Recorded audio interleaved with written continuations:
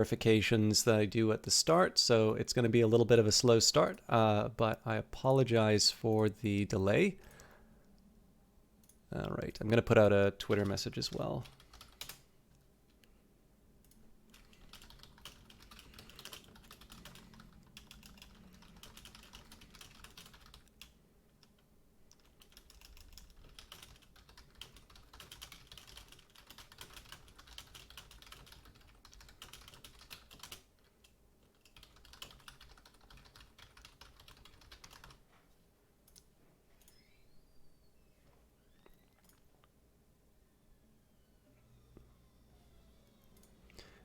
Okay. I also just want a verification that this thing is actually going to survive. All right, so we definitely lost quite a few people, but I am glad some of you are still sticking around. Chat's working for me. Okay, close that down, and we should be able to jump back into Industries of Titan.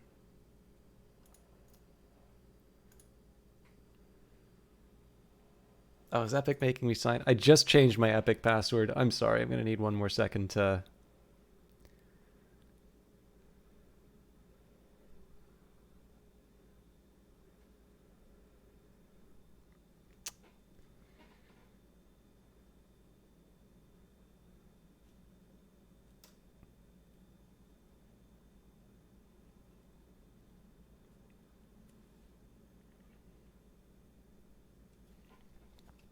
Okay. Trying not to say my password out loud.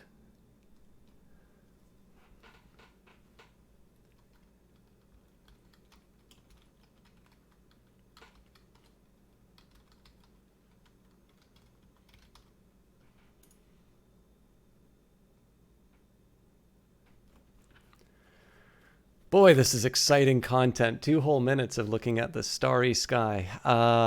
Okay, they want me to update the cloud stuff. I also have a work laptop that's going to need my attention for a second here, so I'm going to try and divide these attentions. Thank you, Night Valian. Okay, game should be coming up in just a moment.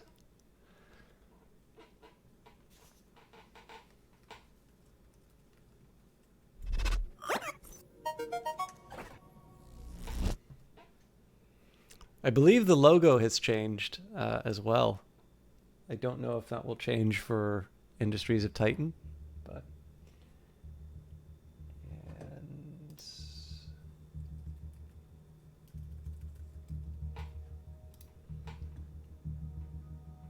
Cool. I think we're ready to go. So I probably lost a little bit of progress on our traders. Nothing we can't come up. Yes, 2 braces. Actually, Brace Yourself gave a really nice little reply to the fact. So as you've been able to see, the only game that I haven't been able to find like a pun directly in the name for is Phantom Brigade. Now, I also think Phantom Brigade, if I recall correctly, was an acquisition after, like, I believe they bought the developer that was making Phantom Brigade. And so it may have been the title was already established. Or, I mean, it may just be that that was not, you know, they thought Phantom Brigade was a better title overall. But I have noticed that all of the updates usually have some kind of a pun. And they pointed out that puns are a very, very important feature of life at Brace Yourself. So, hello, Tabirosity. How you doing? Okay, so let's, again, obviously I'm contending with the fact that what I was experiencing in the game is not necessarily what was displayed on side of the stream. I'm also going to acknowledge the fact, though, that given the way that the YouTube algorithm works, some people might be seeing this video and they may not necessarily be seeing part 1. Sleepy as always, I'm actually in the same boat with you. I've been feeling a little groggy all day. I'm trying not to let that inform the stream too much, but I know I've probably been a little more scattered in my attention and my demonstrations. But let's see if we can recover some of that and explain the situation that we're in. So we did a pioneering terraformer start, which I've been really enjoying, but it's quite different from the last time that I've tried this this map type. And the biggest problem we have right now is our fuel source, zethane or zethane, which like it comes from the atmosphere, but there are like it's modeled in the game, so you like you can kind of see. I'm already in a bit of a dead zone, but the spots where I've got the the extractors are particularly dead zones. And so essentially what I've been doing is I've just been setting up these pop-up factories to like take whatever quick it's kind of like I've got a smoking habit of like just picking up cigar butts and like getting the last puff out of the discarded cigar butts. This is basically my fuel plan. And so what we've been trying to do is to build ourselves out to take this fuel turbine. And the challenge is, of course, because we are so constrained as far as power is concerned, anytime we turn on one of these command centers, or if I turn on my shipyard to try and defend myself, or I try to get anything done, I have a pretty big risk just in terms of removing available power. The one thing that's worth mentioning too is right now I am filling up my my ship with crew. So I'm taking 6 crew. That means I'm going to cut half of my workforce. So all those people who would be constructing things or like moving things around are no longer going to be doing that work. But we do have a rebel attack coming up reasonably. So hang on, I didn't put guns on this thing, did I? No, there's a gun here. Okay, good. There's 2 guns.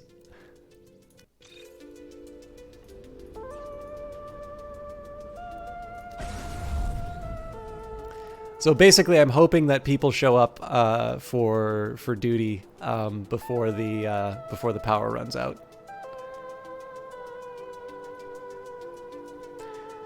You have no idea about anything in this game. Well, that's good. The first thing you need to know is that this is coming to Steam Early Access in a little under a month.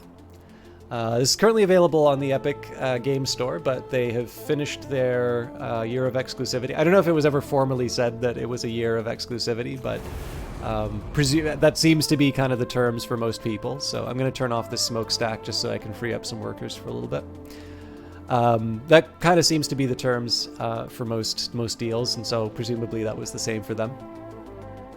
But yeah, basically this game is a sort of a strategy city builder hybrid.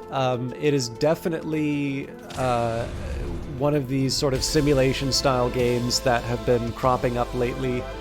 So you can think of a Factorio or a Satisfactory or a Dwarf Fortress or a RimWorld, kind of these games with lots of systems, lots of interesting things interacting. But it is very much its own game. Like I give these examples to try and put a kind of a bracket around what we're talking about. No co-op Dodge Viper GT. So far as I think multiplayer's come up a couple of times in the Discord, and my impression is that multiplayer is not very feasible and definitely something that would pull too many resources away from what they want to do with the game. Right now, probably the city builder elements are the most developed, but there's a whole bunch of just population stuff that's going to be happening. Do I really need 4 people on this? Well, yeah, a couple people for repairs. I don't mind putting some extra person hours into Conquest. A controller. I feel like this is one that we named ourselves, but does anybody remember who?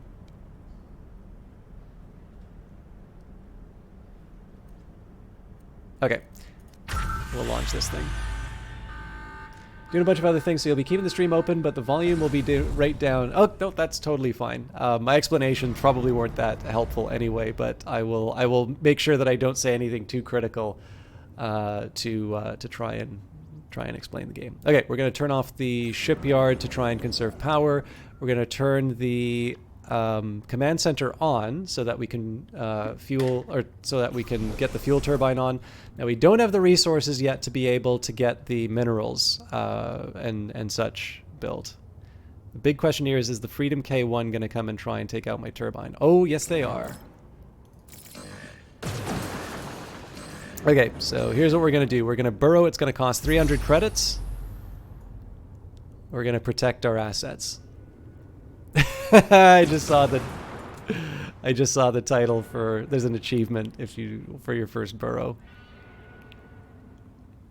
So we kind of knew that this was coming. But we are going to get a chance to see combat before we have to defend against the rebels. Okay, so combat's a little bit like FTL, which is wonderful. So it looks like it's only got one... Looks like it's really only got one weapon, which is good for me. So obviously here I'm going to be targeting the weapons, conveniently also targeting the people who are using the weapons.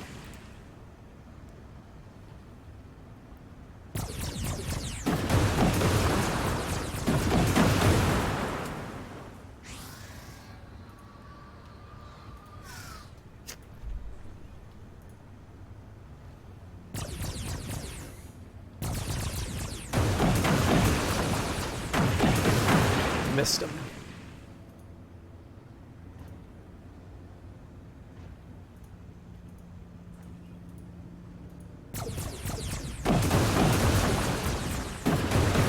All right, should be pretty easy to deal with the riffraff here now. So they're not powering they're not actually powering any of their generators right now. How dare you run away from my lasers? So the damage to the ship will be minimal. We're going to be able to clear out the bad guys. I probably should have tried to double up that damage, but...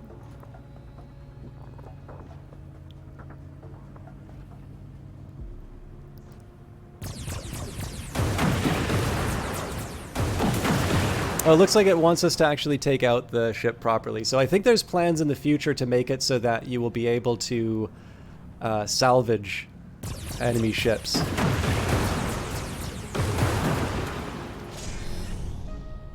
The only drawback is you don't get to see the cool explosions when the enemy ships go boom. But what I'm going to focus on right now is getting the most out of my fuel. So I think what I'm going to try and do here, we're going to keep one of the power stations up, but one of the secondary power stations, I think I'm just going to dismantle everything.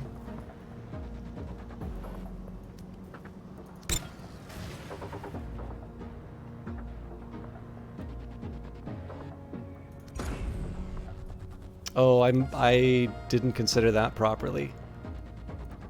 I should have built the energy plant first, and I don't have the resources for that.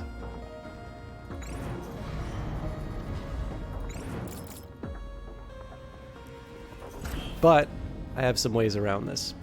No, I don't.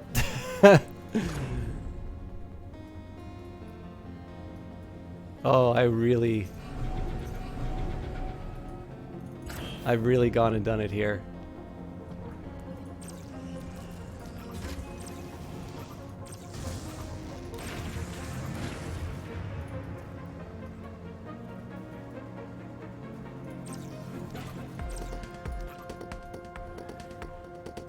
Uh-oh. It's been a while since I've seen that happen. Okay, let's just try and build some temporary large generators to, what were the games that you were playing the other week? It was turn-based RTS with mechs. It's actually by the same developer as this one. It was called Phantom Brigade. And I normally, so that was a game that, I normally try and play the game with a more recent update. I wonder if I'm going to be able to let's just see. Okay, I'm gonna just do a quick trick here. Just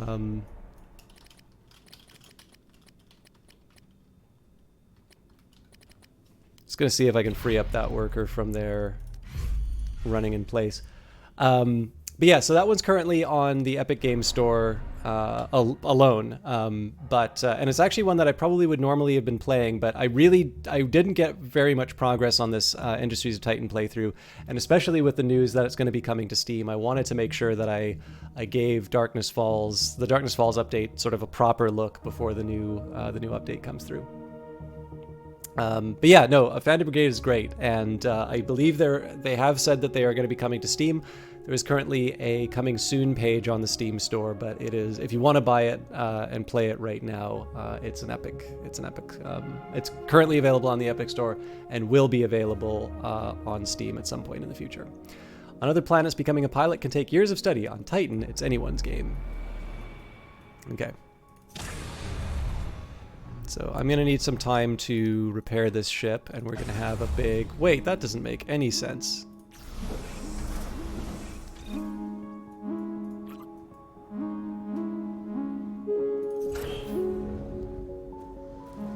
At some point I should remember to build the rest of these batteries.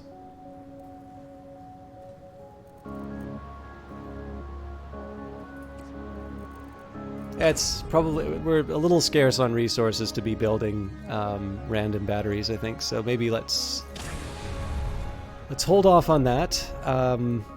Repair should be a priority. Actually, here's what I'm going to do as well. I'm going to free up 2 employees. You know what? I'm actually going to free up 4. So I'm going to keep a couple people working on the power, but I'm going to have a couple more workers just helping out. Got 9 minutes before a rebel attack. And... oh, if I can get away with this, this is going to be a thing of beauty. Nope. Drat. Well, no, hang on. I can still, if I do a large relay... nope, that's still going to be ugly.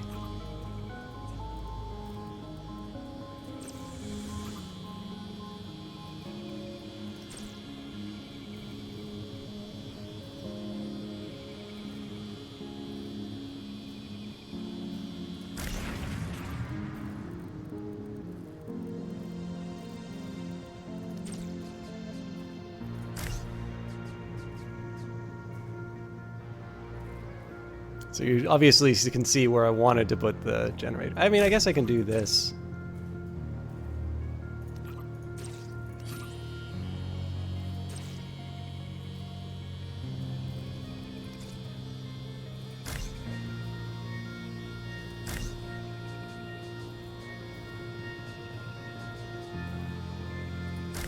Yeah, that still doesn't work.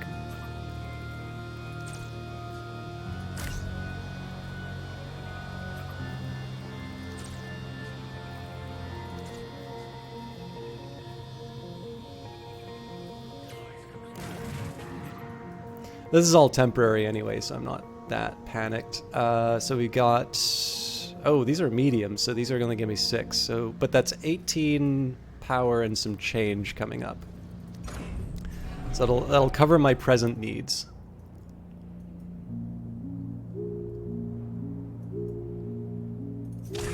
Are you done repairing? I'm sorry, I didn't show you the animation. So we're gonna have to throw some crew at the problem again. Rebel attack coming in 7 minutes. I'm probably gonna have to burrow the base again. Although, I mean, most of the infrastructure that I'm working with, you know, it is advanced, so I'm not gonna be able to get much as far as burrowing is concerned. I am gonna build a second fuel turbine when I can, but we obviously need to be in a better position to defend it. And the real gem, of course, is going to be, or the real crown jewel is going to be getting the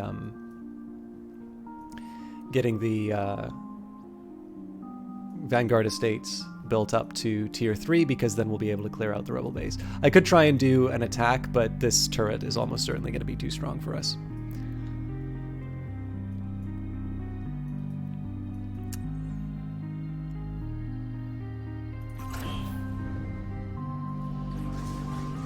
Okay, so we're already up and running.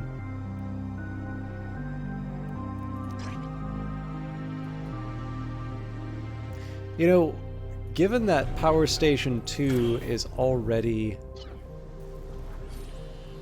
Power Station 2 is kind of already up and doing stuff. Let's, I'm going to take a second here to make a conversion capsule. And again, it doesn't really matter that I'm entombing stuff because I'm not going to be, this isn't going to be permanent. I'm going to boost my workforce given that I have enough people here to be able to support the larger workforce. We are down on fuel. This is because I removed the... Hey, Macarooni's on board. So we almost certainly named some people. Now I need to make sure that this ship doesn't blow up.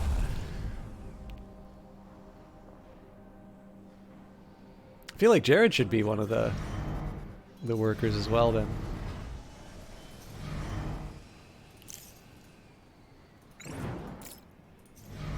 So we'll turn this off just to preserve energy.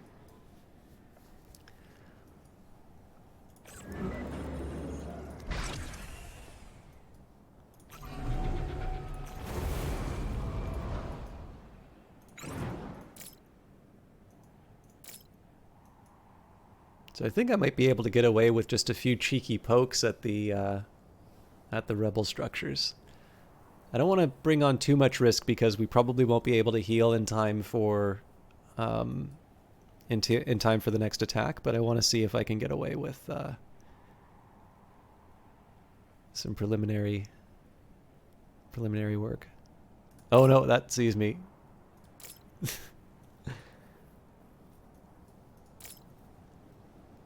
Okay, so I am going to prioritize. I'm going to prioritize protecting the fuel turbine. Everything else in here is important, but it can sort of withstand some fights.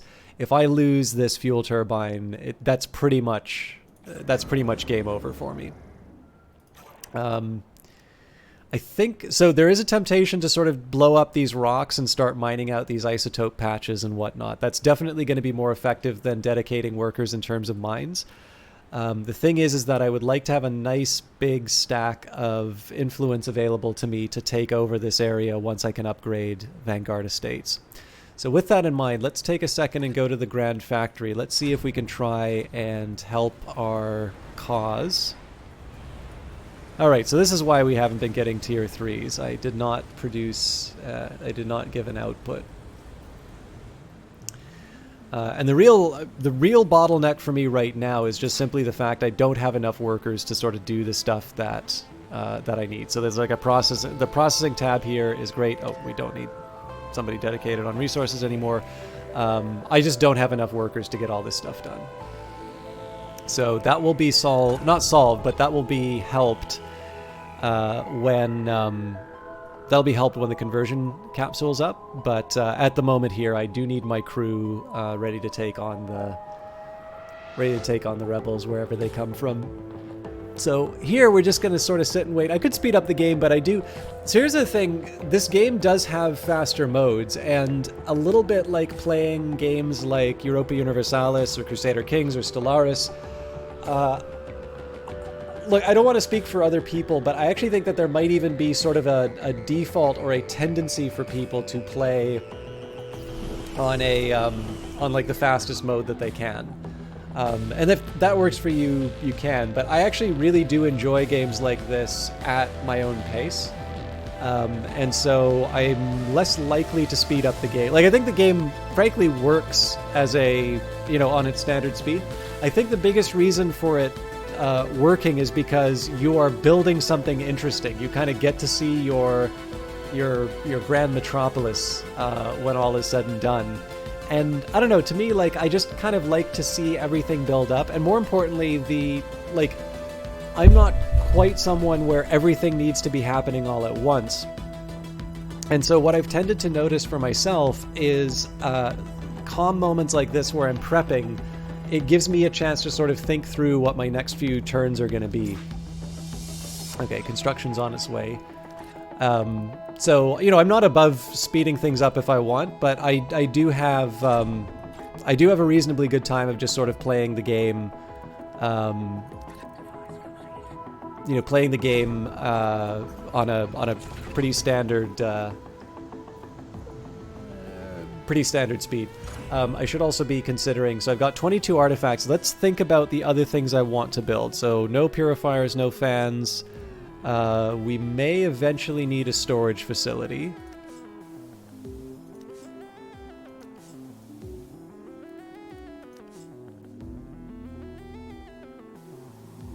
Yeah, see, the question is going to be where I get my workers from. So let's do residential and office for sure.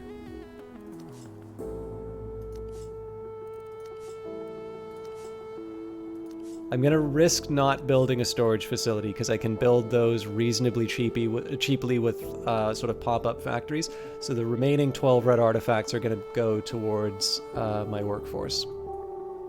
I do eventually want to build the conversion center, but I got to keep in mind what my power needs are going to be. So being able to have, you know, even the residential and office might have been wasteful now that I think about it.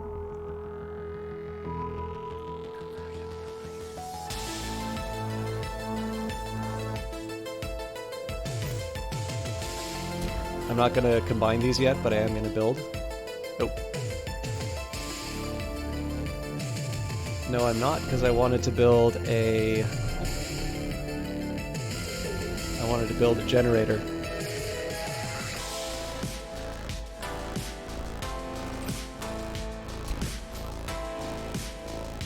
And if you like the music, too bad. Admiral Yamaha is coming to get us.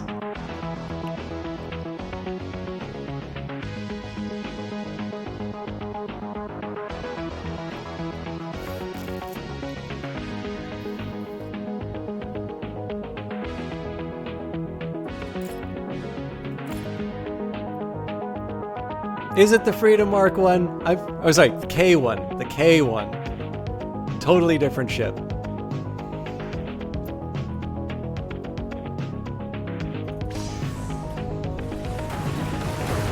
We're going to take out the lasers. Looks like they've actually got a really similar format to what I've got.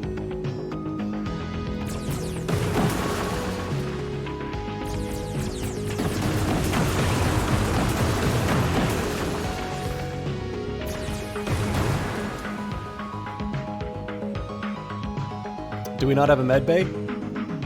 I'm sorry, Macaroni. I'm gonna do my best.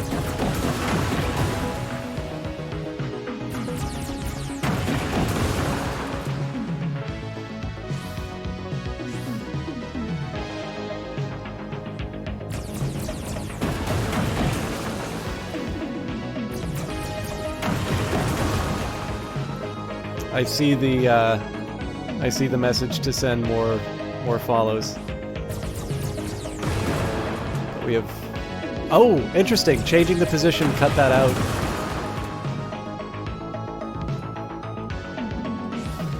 I thought I was already famous.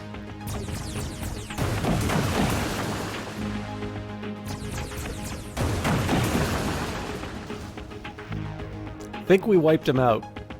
We got one more over here, but let's go for the life support to finish the job.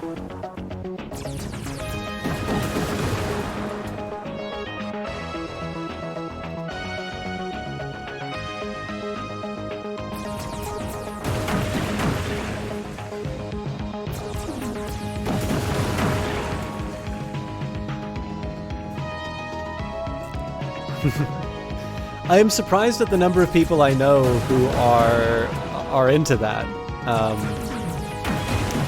You know, obviously, so the thing is that you'll hear a lot of people say, it's like, well, you know, I'm not in a position to give financial advice. I think that goes both ways. So if I want to be judgmental of choices, you know, I should treat it a little bit like, you know, I should treat it with the same idea, which is, well, if I'm not in a position to give financial advice, on what grounds do I say that they're wasting their money? All right. They thought they were safe, but bam.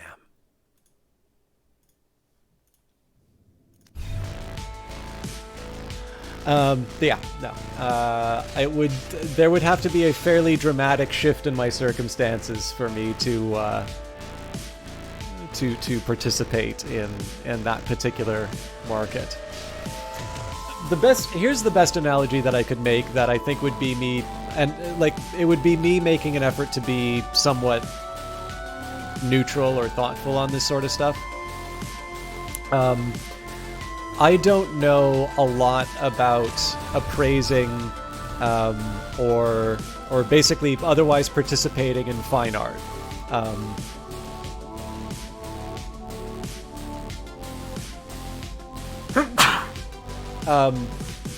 So, like, if somebody, the National Gallery is going to have a Rembrandt exhibit coming on. I, unfortunately, am only going to be vaccinated at the end of next month, well after the exhibit started. So I hope I get a chance to visit it. It's a big fuel drain, but we're going to be replacing a bunch of our.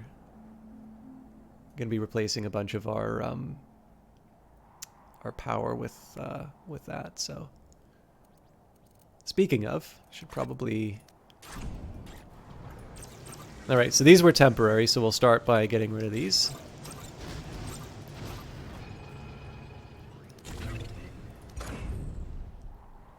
But yeah, so like if somebody like said for a Rembrandt, it's like, okay, you know, you can buy this. It's up to you, you know, like here's the price. Do you think it's worth it? Hey Jared, how you doing? Yes, it is a little weird for me to like. So obviously, you know that I am a smaller streamer. It is definitely weird to get the level of really nice attention from you folks, but it makes me feel very good. I do like the appreciation because for me, this is just a very standard way of playing the game. But I think probably as you find as a streamer yourself and also somebody who works for a game company, like you like it when people appreciate your stuff. You like it when people are somehow delighted by the work that you do. So I have two sets of things that I like. Number one, I actually really like it when people appreciate like what's been done in the game. But I also really appreciate it when people are mortified by some of my inefficient designs. But for those of you who don't know, Jared or Jared J in chat is a broadcaster as well, is a community manager at Brace Yourself Games, who are the developers behind this game, as well as Phantom Brigade, which I think it was Dodge Viper was asking about. I'm sorry I didn't put links inside of the chat for those, but if you are looking for them, if you can't find them, let me know and I'll be sure to follow up. Yeah, and Jared was co-hosting with Macaroni and Pronounced Win, also known as Madeline and Andy Wynn, who are also community manager and game designer for this wonderful game. So I don't know how much you got a chance to. I'm pretty sure you were here when we first did this Pioneering Terraformer one, and I don't know if this was an explicit change that was made or if I just wound up with a quote unquote lucky sort of starting base. But I have really loved the challenge of trying to deal with the scarce resources, particularly the lack of red artifacts on this level. And the scouting was a really fun part for this too. So we finally got our fuel turbine up, so now we're sort of starting to get some infrastructure in place as far as power and whatnot is concerned. We are currently drawing a little too much fuel down, but we should be able to fix that with a new power station. But we're ready to dismantle our first rebel base. Actually, you know what? Oh, well, nuts.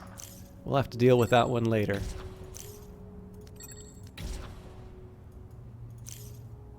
Still counts as getting rid of the rebel camp, though. Once you take out the HQ, the rest of it's just sort of... they sort of fall to the wind. But yeah, so we've got our fuel turbine up. I don't know if I want to double them up because this seems a little hard to defend. But I've now gained access to a few more resources. I can hold off building the mines because we're going to be able to mine these out. In fact, I think I'll get people work. Well, you know what? I don't need it right now. I also don't have the influence I think I have. So really what we want to do is try and staff up again and start focusing on where our next battle is going to come from. Now, I don't know if this is intentional or not, but one thing that I love, and I learned this... Right now, there's nobody on the ship, but we are still able to launch it. So it turns out I don't actually need to risk my crew. They're not going to fight anything, but I'm just going to say that we've perfected drone technology in response to the constraints that we're facing from the start. And what I'm going to do here is I'm going to go to the Zethane look, and I'm going to be trying to find my next source for my future expansion. Secondary consideration is going to be to try and find the next rebel camps, which we did do before. Okay, so I think we made a specific decision here that this wasn't worth pursuing when we had an alternative. Oh, but this is. So nice big fuel turbine somewhere in here, or maybe one on the edge here and one on the edge there.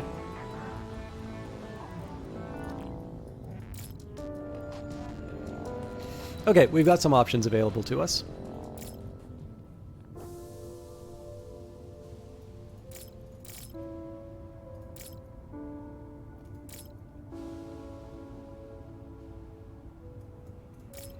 We do still have the fuel problem.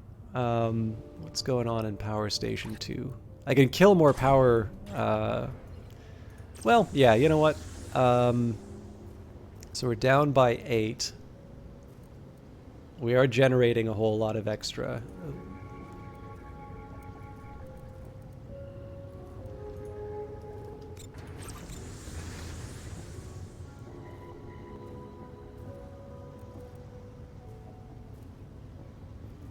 This might be... Yeah, this would cut a little too deep. But only by 1. And currently I have more battery than I have. So I can turn off the shipyard.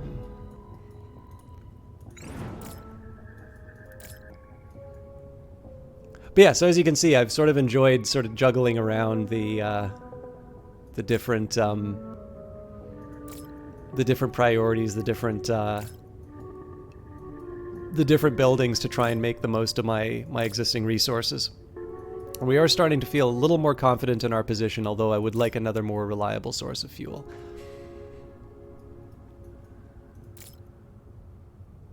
So eventually we'll be moving out over here. Although again, I'm debating as to whether or not I want to try and clear out the remaining rebels. The big problem is that there's not a whole lot in the way of ruins for me to claim, so it's not necessarily the best use of resources for me to build another command center that would just be like, it would essentially exist only to clean these guys. Well, no, but that's the thing, right? Like, I can build it and then just get rid of it.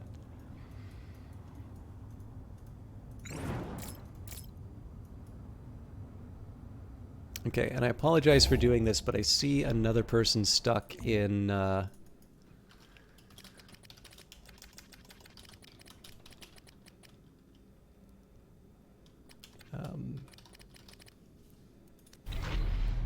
just want to see if I can get that person running in place to do something a little different. Despite the ever-present threat of death and mayhem, some people report that life aboard combat vessels is often not as grim as life on the ground on Titan. It's looking we're practicing some songs. Oh, excellent. Yeah, no. I never consider audience participation a requirement.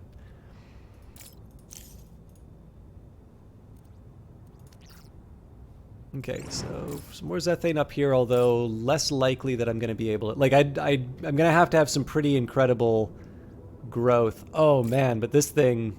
This is the mother load, so it's definitely worth... It's definitely worth trying to get here.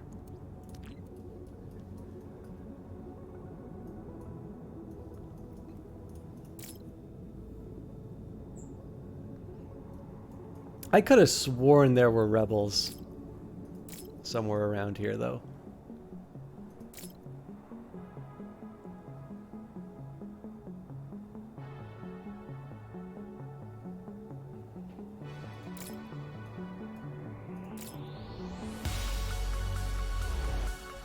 Okay, let's start mining out those isotopes.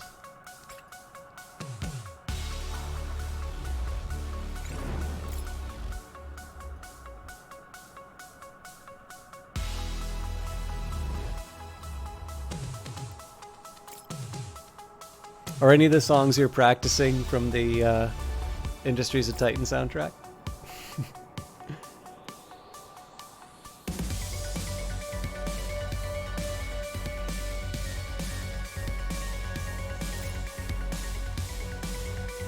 So this is just a pure scouting mission. Not today.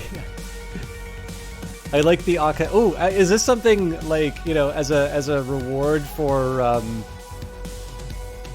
you should see if you can swing this in whatever team meetings you have. I'm thinking to promote like early adoption of this wonderful game. Something to kind of incentivize like buying the game in early access. So like maybe everyone who bought the early access will get a version, an a cappella version of the soundtrack, sung by the development team. Ah! That is much stronger than I thought it was. Okay, so we're gonna turn the shipyard back on and lick our wounds.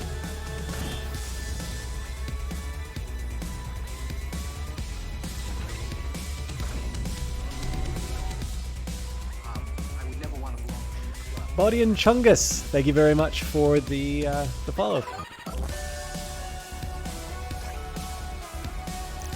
You don't oppose. How you doing tonight? But you think everyone else would? Well, then you can point out that you know, Titan's not a democracy. You know, the best idea wins out, and because it is a flawless idea,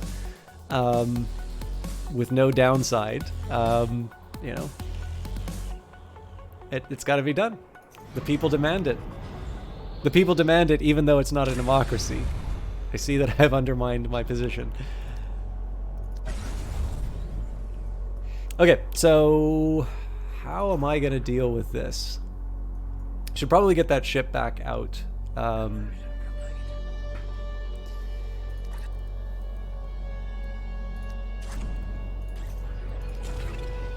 Let's watch the conversion animation.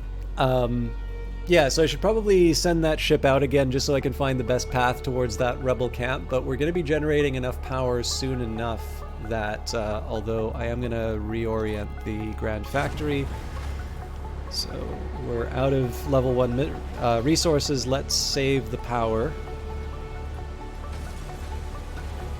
And let's get back on mineral duty.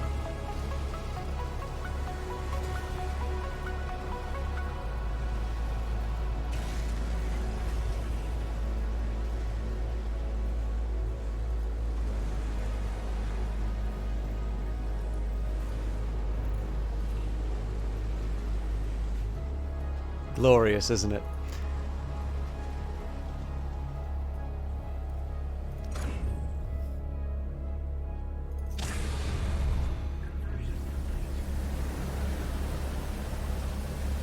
I'm sorry we missed the conversion animation. I was focusing on other things. Yeah, so there's two paths that I can sort of take here, right? One would be to build up a new... one would be to build up my base. The alternative, of course, would be for me to just go and try and take out the rebels as soon as possible. Obviously, we've already kind of dealt with them over here. It'd be nice if I can clear out a little bit, you know, a little bit more, but it's not like a first order consideration. So if I want to try and build out my, base, and like just generally improve things, I would actually want to move up towards that source of Zethane, because in the end, my ability to collect fuel is going to be my biggest constraint on growth. The alternative is to say, okay, well, what we're really going to worry about now is clearing out the rebels, and at that point, it's just a question of making sure that I build in such a way that I'm able to, oops. Now this is going to be very educational to see if they try and follow me. Looks like they aren't. Okay. Well, they sort of are. We can win a fight with them for sure.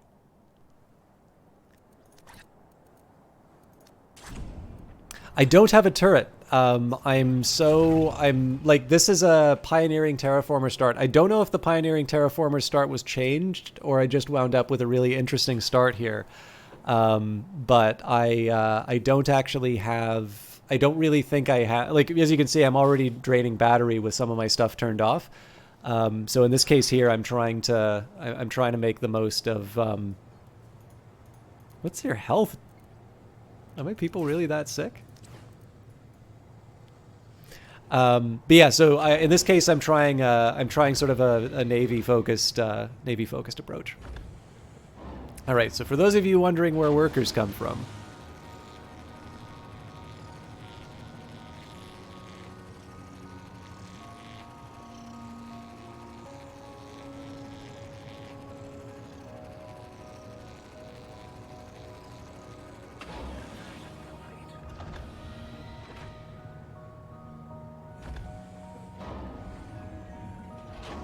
we're fine with them being sick in the conversion center because they're going to have to clean it up themselves anyway.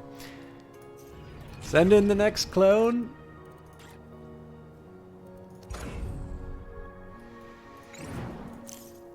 All right, yeah, so if I want to take out another rebel base, I know exactly, how I'm going to do it. I'm going to move as close as I can. I'm assuming I'm going to need at least 2 command centers for that. That is going to have a pretty heavy power cost.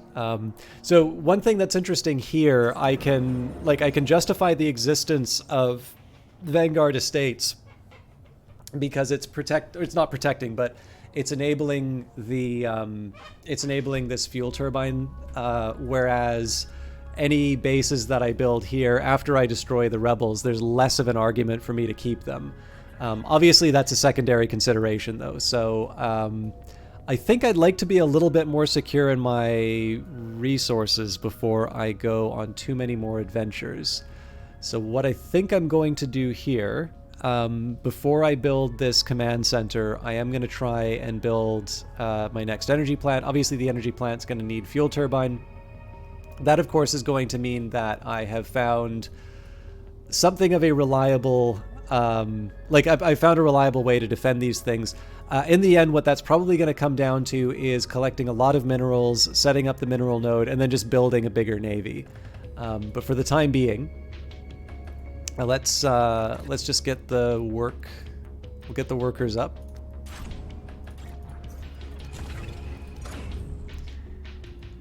And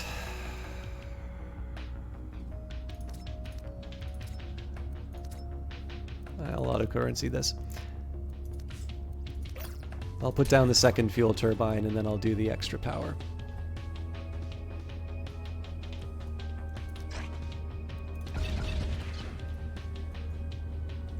So yeah, they're just glaring at me. Okay, well, we know we're not going to be expanding out there for the next little while, so let's just take a second. It's actually kind of nice to know that that second base is reasonably close. Let's see if we can do something to...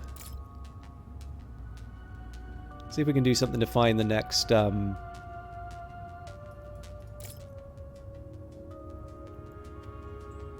don't think the next rebel base is over here, but it doesn't hurt to check.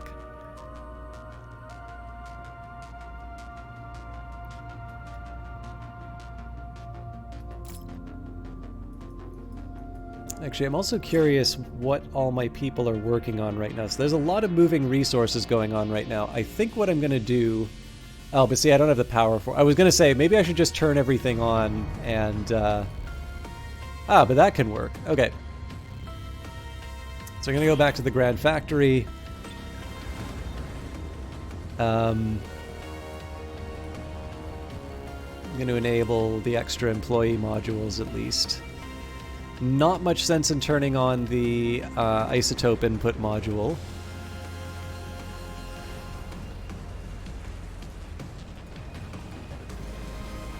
But at the very least, we can turn on the sort of the remaining minerals.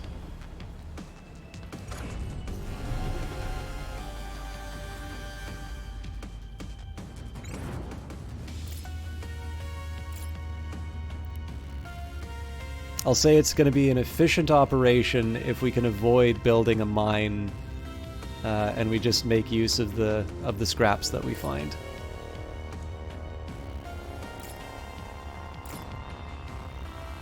I really do like the the new stuff that they've done to the terrain generation, like adding the mountains and things. It sounds like when I read it in the patch notes, I'm like, okay, that's kind of neat. Like, but I wasn't really thinking too much in terms of what it would feel like to see those changes. I actually really like running into them. I think they look neat. And again, this is one of the reasons why I'm okay playing the game at a slower pace, because I think like there's stuff to see and do. If this game didn't look as good as it did, or if the music, if there wasn't an atmosphere to drink in, maybe I would feel a little bit more compelled to just like get on with it. But apparently, really, all I've ever wanted since childhood is to participate in a corporate dystopia. This is the fabled edge of the map. What, I can't crash the ship into the side of the mountain?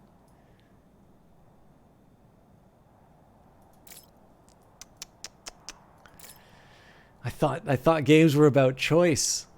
Why can't I send my ship off to its... Oh god. I'm sure somebody's gonna put that in, and then I'm gonna lose my most valuable ship due to a careless comment.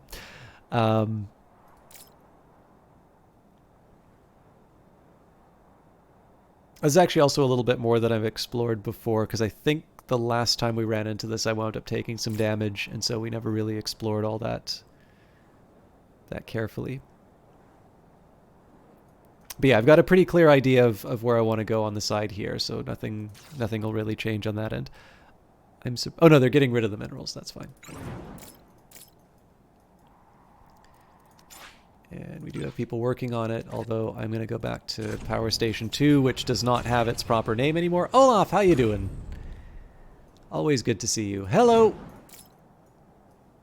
Oh, wow, it's all really close. It's got a bit of a block in the form of the isotope node, but I suppose this actually gives me a reason to check out the... I think we should be good. There was a bit of a stumble in terms of the stream, but it doesn't seem to be persistent like last time. How you doing, Olaf? Sorry, I was trying not to lose my ship. Okay, that looks like a pretty strong turret.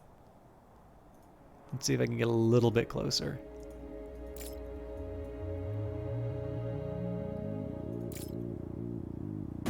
No, I cannot.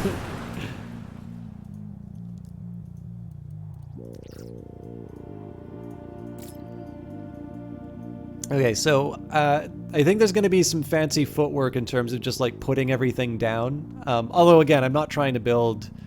It's not like I'm trying to build... It's not like I'm trying to build roadways here or anything.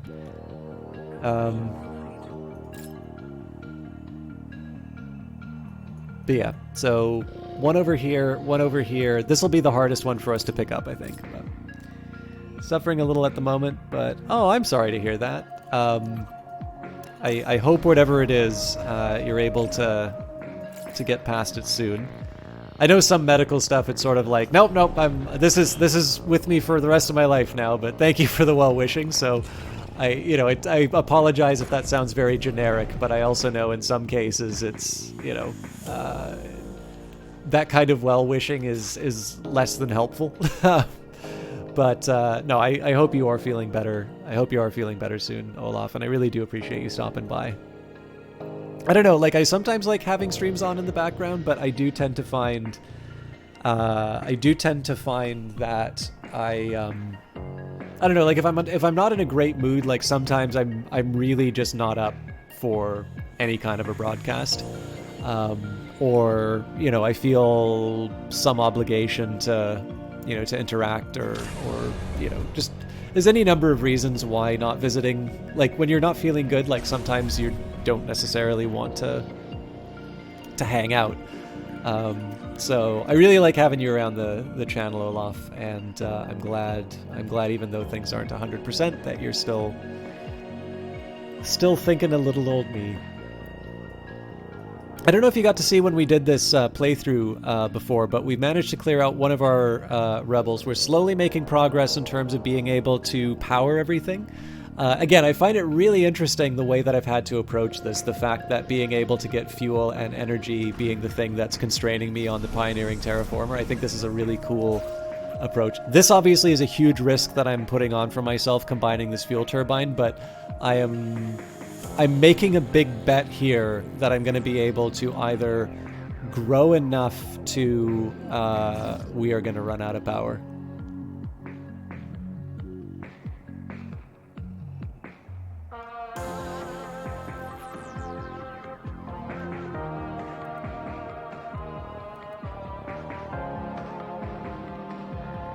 Although I think we're back.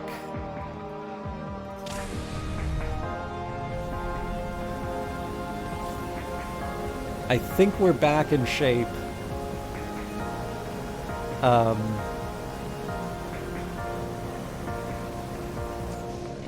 There is a world in which this isn't as devastating as I think it is. Well, unfortunately, I like your stream.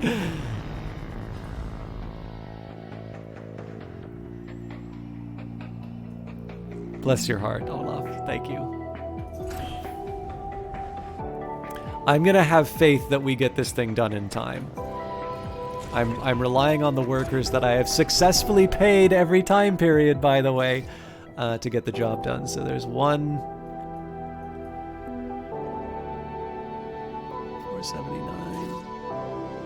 Oh, here we go. What are you doing? There we go.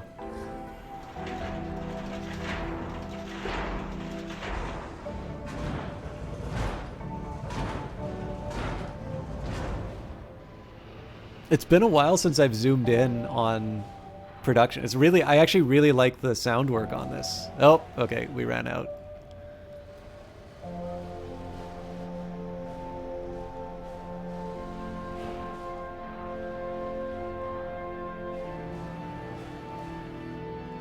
I could change my infrastructure, but I'm pretty sure we'll get this thing done in time.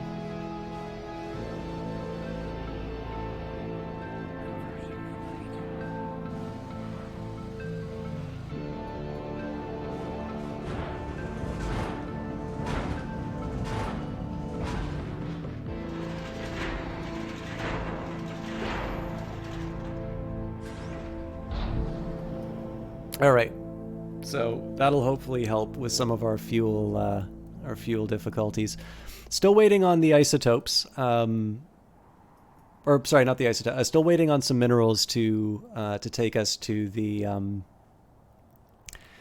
take us to our second energy plant. If you want my opinions don't really matter a whole lot. What matters is what you think is an interesting approach to the game. But I would say if you had to pick one that you double up, I'd actually probably say the energy plant is the higher priority. Because if you think about the energy plant, it takes an employee, and I believe if you double up an energy plant, it still only takes one employee. And so sort of the demand on your resources, so what you get for those plants is higher, and the demand on your resources is lower. And so basically the overall consequences is that you're improving performance in two ways. So if you think of efficiency, right? So what's one way that you can measure labor efficiency? Well, it's output per hour. If I was talking about this with a coworker recently. I don't think I made the point very well, but I will say that it has nothing to do with my brilliance and everything to do with their ability to understand concepts. But a job that I had before university was I worked for a bank in their credit card department. And there were a couple of really long-term employees there who had actually worked at the place back when computers were not a thing. So they were not this is back in the old day. I don't know if you've ever seen. I have actually seen this being used because there was a massive power out. But like, there's this device for like using credit cards. Like, you put the card on like a tray, and there's like sort of a carbon copy paper, and you like run this device over it, and it sort of like takes an image of the credit card, basically. And then presumably you mail that into the credit card company or whatever. Anyways, like, it's basically credit cards before computers were like a major thing that you would take for granted as being like part of the infrastructure of the place. So, you know, lots of filing cabinets. Also at work, like, they had a presentation in terms of a bunch of stuff that was done just in terms of statistics and economics when computing was available, but not necessarily like always. It wasn't necessarily like taken for granted that you would always be using a computer for everything. So, you know, there's one thing to be said in terms of, so the reason why this conversation was coming up was it was a question in terms of, also, I don't think we actually cured this person out of their running in place. Do I have anybody assigned to work right now? No. I'm going to try this one more time. So the question is the idea of technological change, specifically in the context of economics.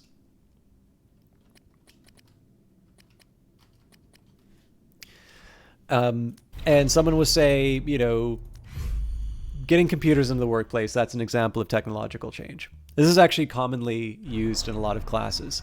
The funny thing is that right now, so let's say Brace Yourself Games buys new computers for everyone in order to improve their efficiency. That's actually a capital expenditure. Technological change is somewhat related to doing things in a better way.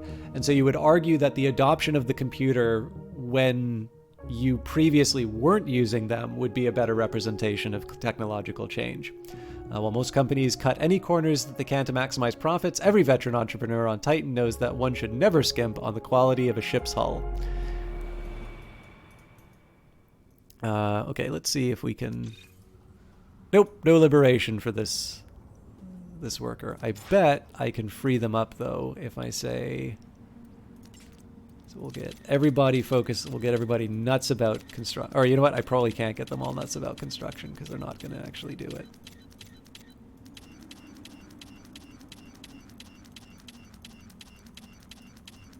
I wonder if there's an option to like click Control or Shift to... No. It'd be interesting if you could like click Control or Shift to do multiple amounts. I guess you can manually enter the number in, though. But how I bet I can get them to move resources.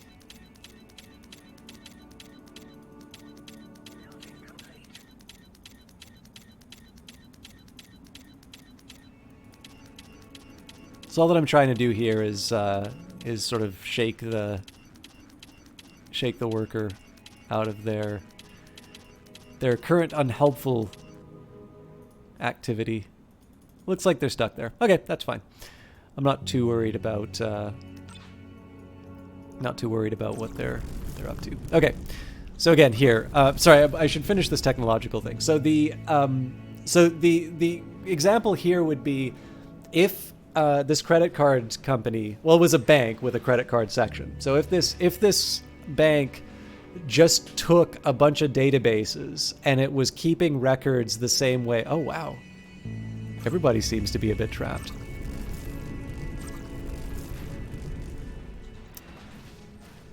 Am I willing to wait on the isotopes, or do I want to just... I think we'll just do autocurrency again.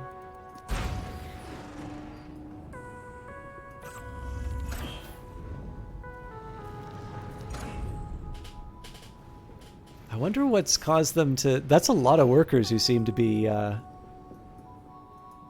sort of running in place.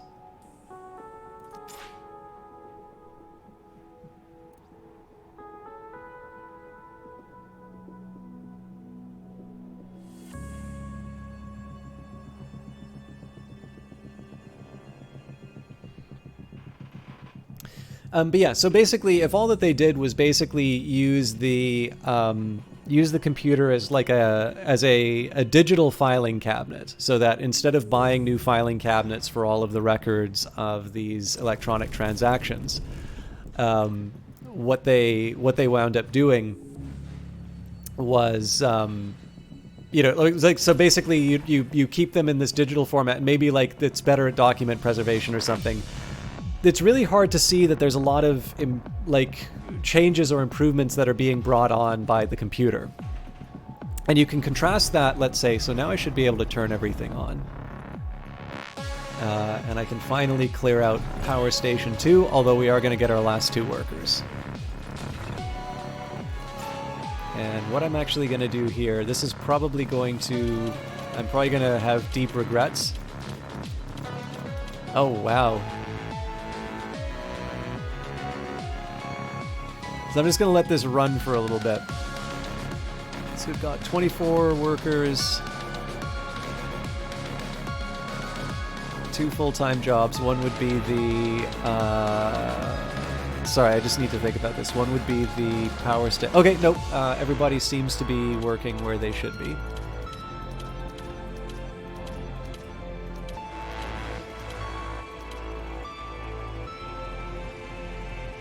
These numbers match up. But they're still running in place. Well, I tried. Hey, Ed Baver, how you doing tonight? Okay, anyway, sorry. I need to get this point finished. But yeah, the real benefit for for a company adopting or like a credit card company adopting the computer is not really the fact that they all of a sudden... So I'm trying to think of the best way to put this. Like, it's not like they suddenly woke up and said, okay, we now have an even better filing cabinet. It's that they adopted this entirely new way of working, a large part of which sort of circled around the fact that with everybody sort of adopting these computers, you have these transactions which are automatically being recorded and transmitted to the company, so you don't have that like physical card read anymore. That effectively you're sort of able to check things in real time, and as a result, a lot of this work around sort of just simply maintaining the documents is no longer necessary.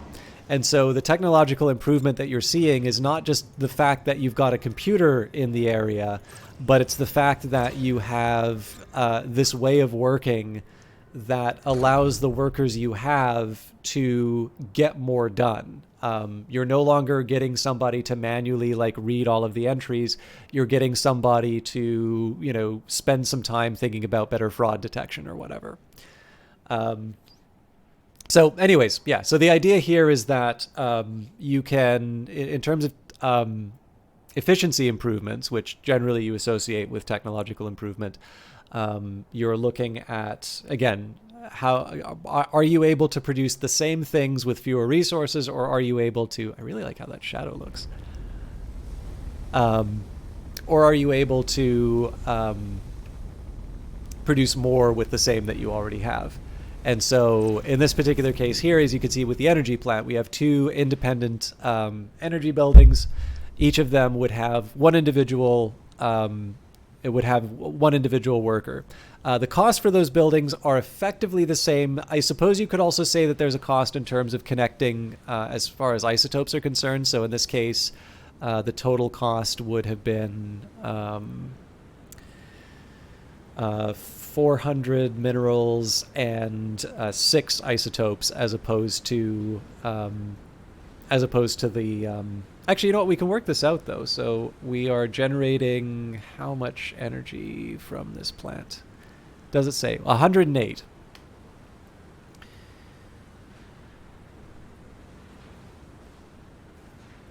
So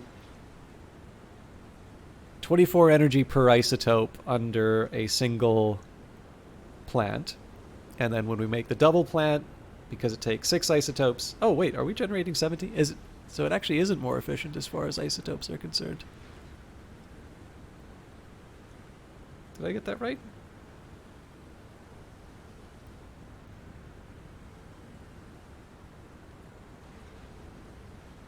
Oh, interesting. So isotopes wise, it's actually less efficient to double it up. But with that in mind, the question then is, are your isotopes worth more than your workers? And in this case here, I'm able to cut the number of workers that are dedicated towards generating energy by half. And so in my view, because effectively the change is that I'm spending 2 more isotopes in order to free up a worker, you know, I'm always going to be short on workers. I always find it really hard to, you know, to have just get my workers in place and doing everything that I want them to do. And so in this case here, it's kind of a no-brainer for me. So I probably did a very bad job of explaining like both the Titan components to this as well as the real world components behind that thinking, but it made a lot more sense in my head. Okay, I'm gonna build. We know where things are. Oop.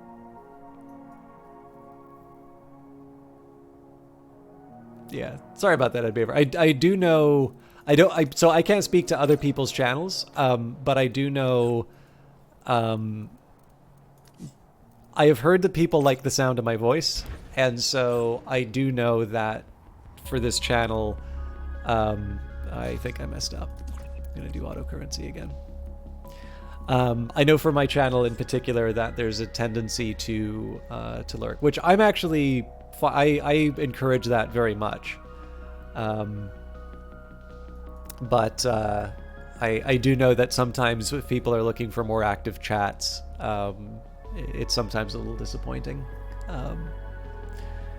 But I also appreciate that all of you do take the time to sort of be nice and say hello to each other, so thank you for that. Okay. So there's a few different directions that I can go in terms of trying to improve my overall state of things. One thing I could do is just keep hammering on some fuel turbines. Oh, you know what? I should probably build another conversion center at some point.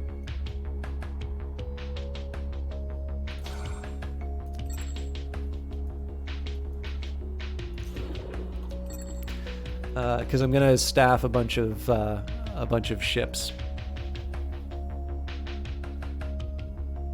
I think that'll be in phase 2.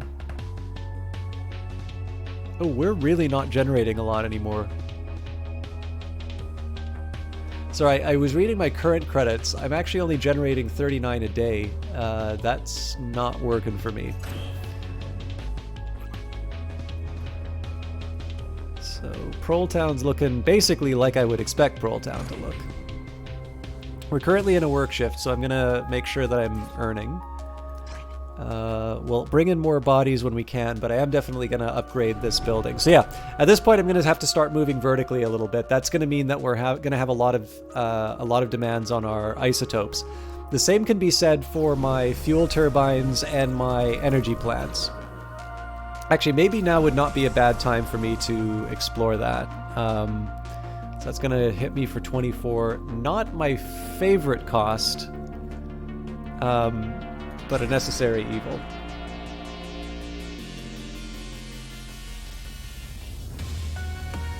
Yeah, I do know, like, sometimes I have seen some cases where people will, like, stop by and they'll say something, and if I don't respond within, like, a matter of seconds, really, I won't hear back from them, which is totally fine, right? Like, but obviously if I'm really absorbed in the game, and it takes me a minute to sort of glance over at chat, you know, it's a shame, because like I really do enjoy interacting with people, particularly when I can get an idea of what people think of the game itself. But you know, again, everybody's gonna have their idea about what they want out of a stream, and so I do my best to accommodate where I can, but I also try not to beat myself up too much if I can't deliver what people were. Oh, that's really interesting. I mean, it kind of makes sense. I've had a theory for a little while, so I definitely don't want to name... I had somebody ask me for a name, and I shared it because it was someone I sort of trusted not to go around, but... And I did write an article on this not too long ago, but I did notice a bit of a phenomena of streamers, like, for lack of a better term, berating their audience.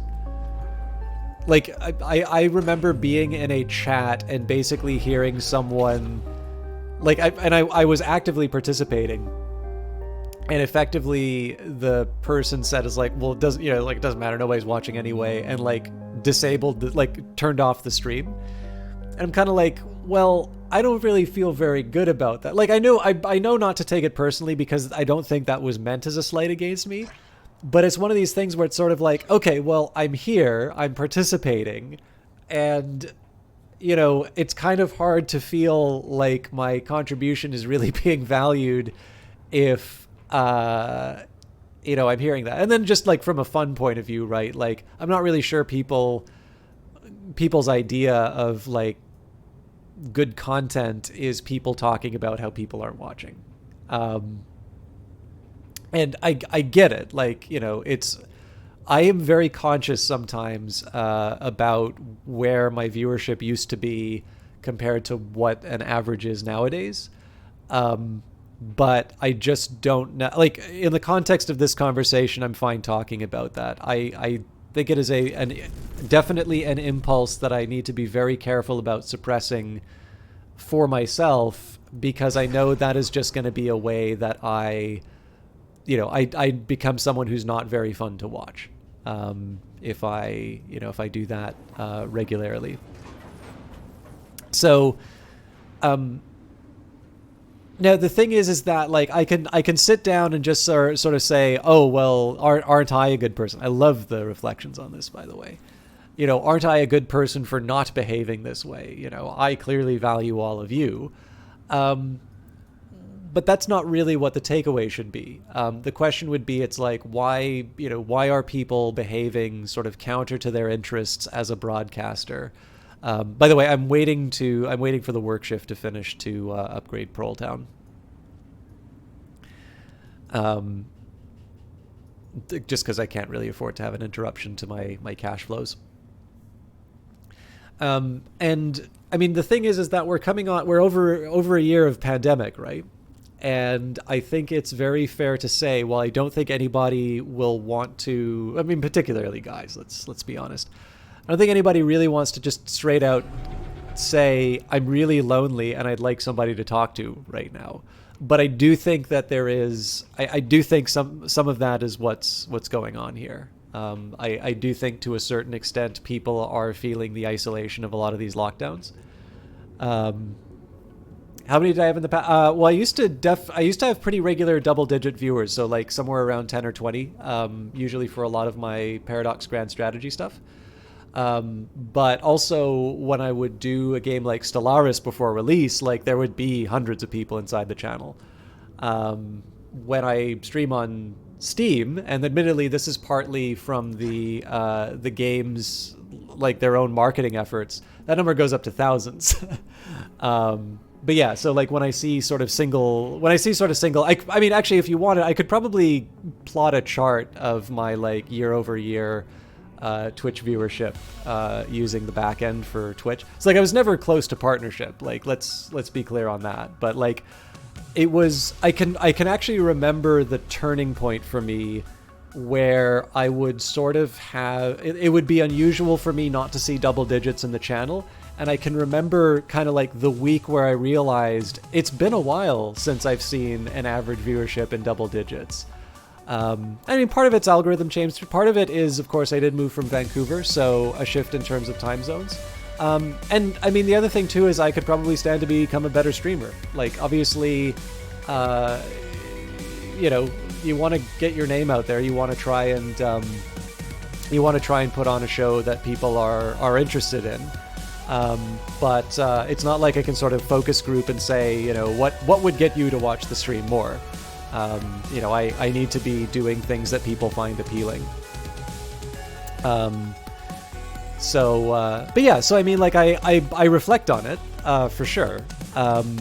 The fact that there have been those like Steam streams that I've done where like there's lots of people, like, it's on the front page of Steam and like that number keeps going up.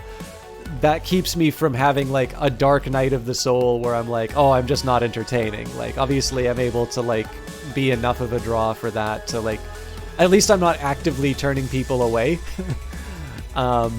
But yeah, I mean, like, obviously I would certainly be I would feel a little bit better if I was being a better ambassador for all these games. Maybe try a hot tub stream when. Well, I think, Olaf, you were in Ariella's chat when I said that I'd be willing to entertain the idea of I don't have a hot tub, but I figured I could do a hot bath stream, because I just set up a laptop, I put a microphone by the tub, I have a nice soak and play a game that I find interesting. But yeah, I mean, to close off the point, like, the thing here is that it's I don't think it's wrong for people to want to see their channels do better. Like, I think everybody wants that for their channel, and I have a lot of sympathy for it. Like, who wouldn't want to see some channel growth? I think there are different ways of approaching that, and I think that there are healthier ways and ways that don't necessarily disrespect your audience. At the very least, like, I think just being able to say, like, if deep down for yourself, the fact of the matter is that your emotions are not the sort of thing that you can exercise direct control over. You can, however, like, recognize when you're feeling a certain thing and be able to address it. So I think if the viewership number was starting to get to you, one thing that you could just honestly say is, I'm sorry, I'm not really feeling it right now. I think I'm going to end the stream. And at that point, you're not calling the people who are showing up nobodies. And I think that would be overall sort of a healthier way of approaching this sort of thing. But again, like, if the emotions are at play, you're probably not sitting down and making rational decisions. You're not necessarily considering about what your viewers would get. And I won't say who it is, but I mean, let's face it, on Friday I was actually not feeling all that great. And admittedly not necessarily due to a viewer thing, but somebody sent me a message on Friday that I did not appreciate. Like, basically somebody said, it's like, thank you, you really improved my evening. And I definitely did not feel like that was a particularly good stream for me. And so in the end, I also kind of need to recognize that I don't necessarily know what works for my stuff. That what I find fun as a stream is not necessarily what people are showing up for or what they necessarily need at that moment. And so, again, like, imagine that day I had said, oh, nobody's watching, I'm just going to quit. I'm assuming that person would probably not have felt the same at the end of that broadcast. For sure, yeah. And I mean, just from a purely rational point of view, like, I used to be like a moderator on like a stream team, or like I guess it was moderator is the right term. And there'd be like evaluating applications for the stream team and things like that. And one thing I did tend to notice was that, like, again, if your content is just talking about how you're not getting a break, like, what are we supposed to do with that, right? Like, everybody, like, even the biggest like, I think one of the biggest lessons, I've said this a few times before, and I kind of feel bad saying it, because really in the end I can focus on stuff that is praiseworthy as opposed to, talking about people who I maybe don't care so much about their style. But, like, obviously Ninja's had a couple of high profile tweets where he sort of talked about, a winner's attitude, and like how this is probably unfair to him, but I also think there's a certain, like, there's only so much that I can be expected of me to, sorry, I'm wasting time. I need to upgrade Proletown now because we're not on a work shift, so I want to get people ready to go. But, like, basically the this idea here that you kind of need to treat every game that you're playing like it's the finals in, a multi-million-dollar competition. I find something really revealing about that. that doesn't mean that you shouldn't try your best. Like I think there is always, there's always some merit in working hard and doing your best in whatever you're trying. Sometimes in games, you want to have fun or you want to try something new, and it can be difficult in team-based games because obviously if you just want to clown around and there's somebody who's trying to get better, if you're clowning around is something that creates a loss that, like, basically an artificial loss, something that is purely a function of the behavior. At that point, you're kind of having fun at someone's expense. But I mean, like Dota, what's the other? Teamfight Tactics, League of Legends, like their matchmaking is kind of built to try and incorporate that, right? But I think the thing that I found so interesting about that one was just the fact that it is very hard to say by any measure that you want to use that Ninja is anything but an incredibly successful broadcaster. Right? Like they're making good money. People know their name. Ninja's sort of known to people who don't really understand watching video games on the internet. And yet, despite this very high perch that he's on, it's kind of hard to see him as being particularly happy. Because if for him the goal is absolute mastery and domination over all of their games, and like this is the thing, this is the mindset that you have to have. Like, I just gotta point to the tournament results. Like, I'm sure he's doing better in tournaments than I ever would. Like, I'm not really all that much of a competitive gamer, but that's definitely not the kind of record that I would expect from somebody for whom, like, their existence is victory, right? And like, to a certain extent, I just gotta say, it's like, why the rage? Like, you're doing very well. You're doing something that a majority of people would consider themselves very lucky to be able to do as just a broadcaster, not as a competitive gamer. And so I sometimes wonder, I kind of wonder about this, this mindset, and why, well, one, why it's so important, but number two, just how it's leading to, potentially a lot of frustration. Because, like, the biggest thing is that I always, like, whenever I see a note like that from someone, and again, it doesn't have to be Ninja, it could be anyone, I always have to wonder, it's like, I wonder what happened in the seconds before that tweet was sent. I wonder what happened to provoke it, because almost always what's behind that is just it's a game where the team didn't do well. And it's sort of like, I wasn't involved in that game, why are you shouting at me, kind of a scenario. I don't know though, right? Like, I don't know what's in his head. I don't know, first of all, frankly, I don't know what it's like to sort of broadcast at that level. So there might be something else at play. But I don't know, it's just really interesting, right? That there's always going to be another want. There's always going to be another, there's always going to be sort of another thing to keep you from, I don't know, letting your dreams be I don't know how to properly put it, but it is a shame though, right? Because, like, for me, I've really enjoyed the process. Like, so even for games which don't have the biggest draw,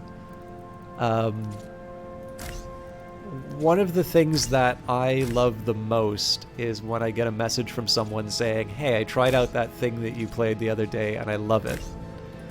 Because number one, like, if I'm given a key for promotional purposes, it's kind of nice. I think I messed up. Okay, I'll cancel the energy bridge for now because I may not be able to build the relay. And we'll take the shipyard. So I didn't exactly want to give up these employees yet, but I still have space to build another conversion capsule. Or do I, though? Because I wanted to fill this place up with batteries.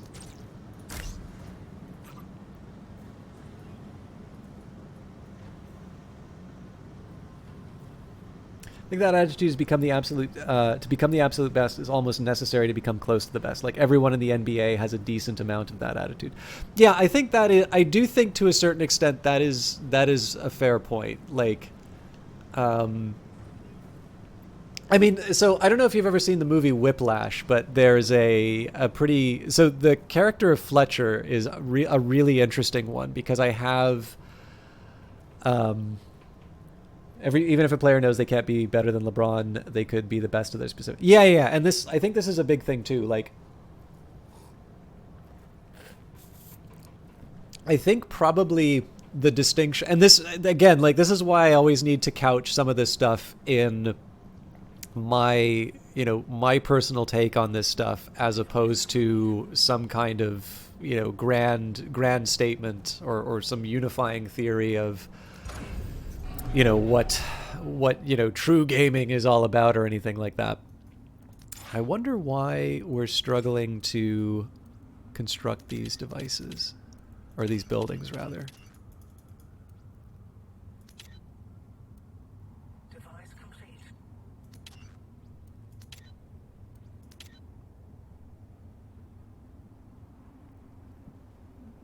I'm just gonna see these jobs filled.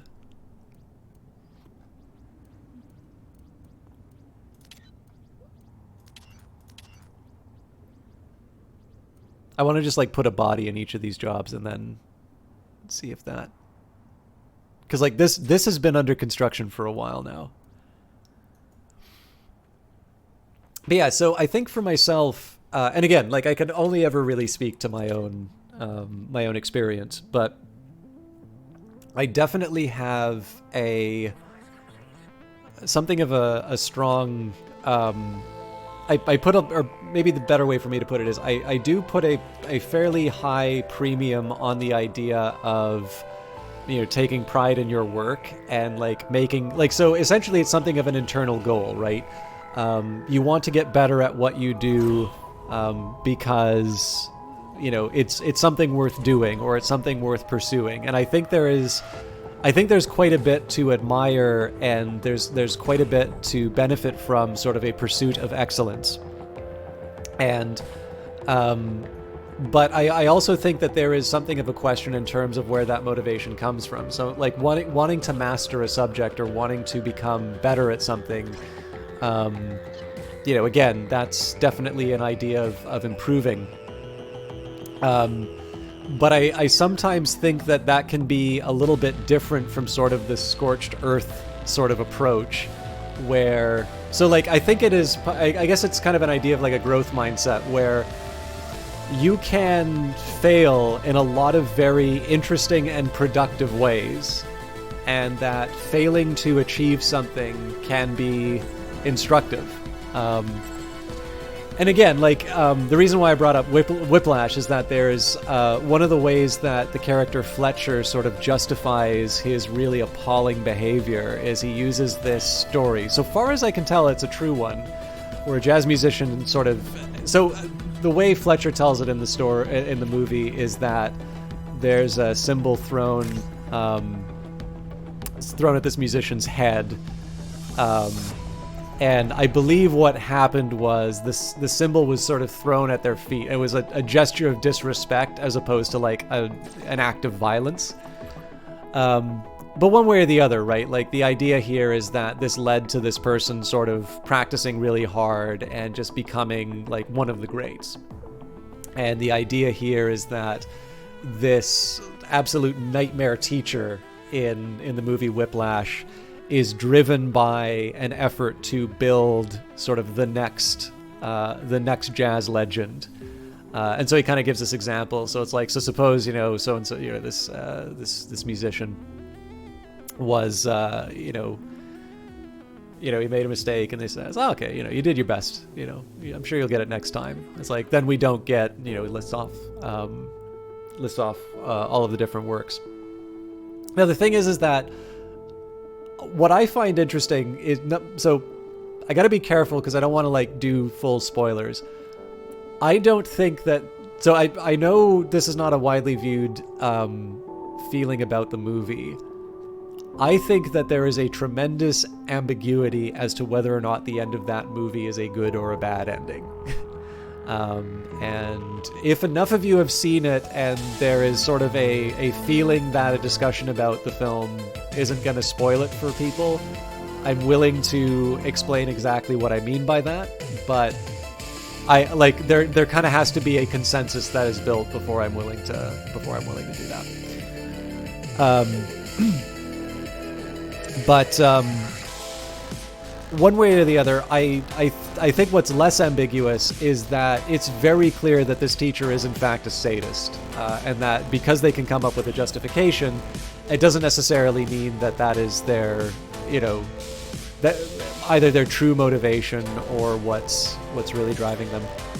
Okay, I'm fascinated by what's going on here, so I'm actually going to move cleaning waste higher on the list, because it sort of feels like this is being ignored right now. And I don't feel like my workforce should be all that strapped.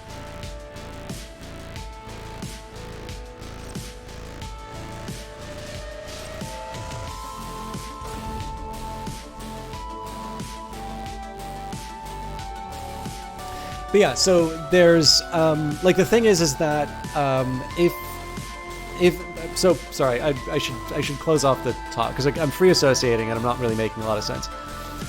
I think if you are optimizing to the idea that anything but victory is a failure or a loss, I think that ultimately winds up becoming very self-defeating.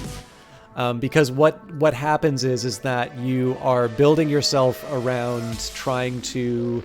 So this, I think this is where cheating comes from. Because I've been a TA, right? I've had to invigilate exams.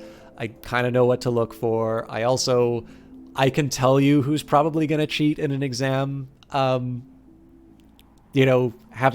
taught the students. I don't put special attention on a student or something like that. But, I'd be an idiot not to say, yes, everybody in this classroom is 100% equal. And clearly incidents of cheating is going to be the same no matter what. This is also really interesting to me that I'm struggling to fill this job. So I think in this case here, let's just manually assign people to the work. I'm actually quite worried about the fact that we seem to be it looks like the workers are doing a whole lot, but it also kind of seems like they're not. I'm trying to find how I can sort of shake them. So basically, where is it? Oh, did they move finally? Nope, there we go. So this worker's lost.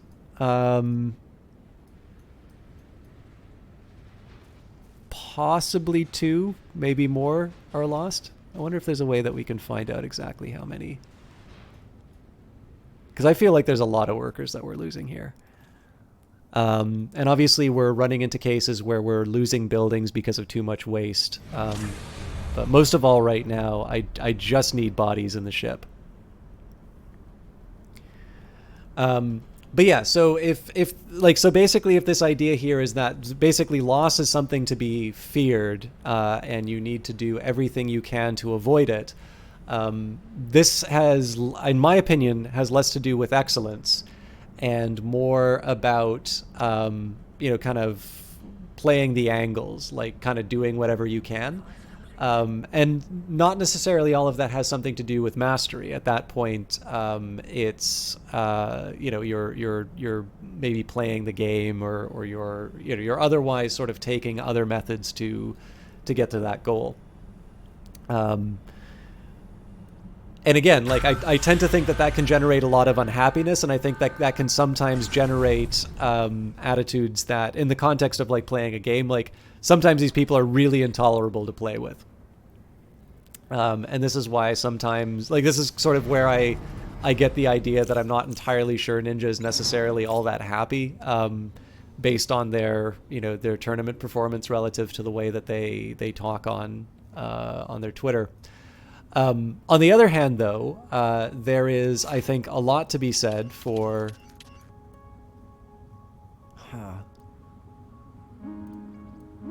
It's like nobody's cleaning up waste.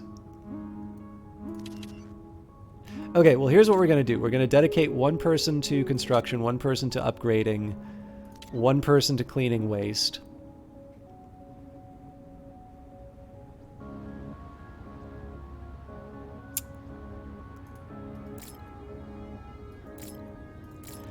I wonder if there's a way to like just, if you could like kick people out of doing a particular job.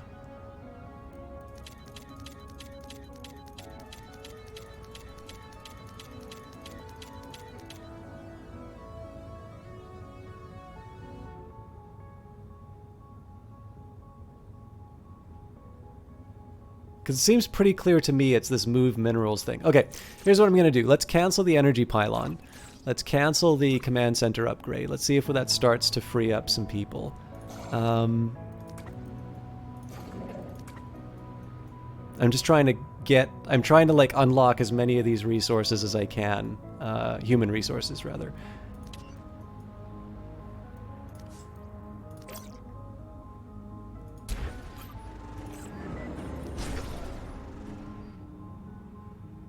I'm still not making it work. But yeah, like in this case here, and again, I kind of need to say this from my own perspective. Like, I have found that, like, so I do tend to find for my own case that the data projects that I work on where I really struggle are definitely the most rewarding ones, because at that point I sort of know I'm taking something past my level of understanding.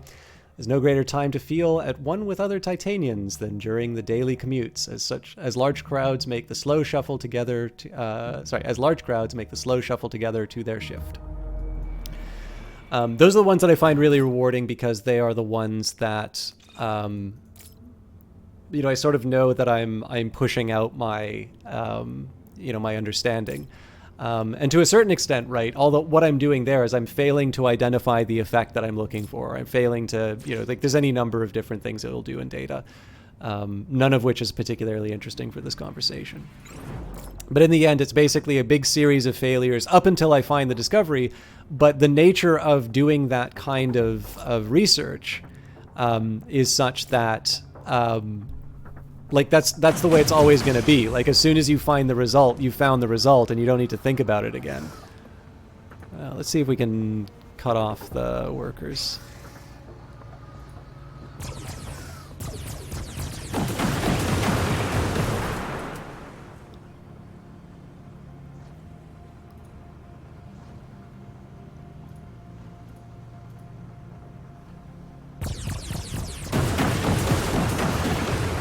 They did a good job of dodging that.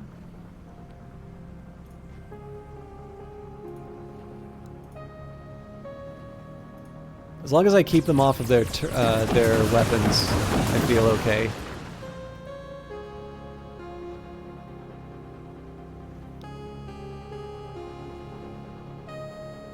But yeah, in this case here, it's partly just I think probably what a lot of this comes down to is how people are responding to failure. And I think one of the drawbacks is that in an effort to try and pursue, like, be the best, it becomes less about pursuing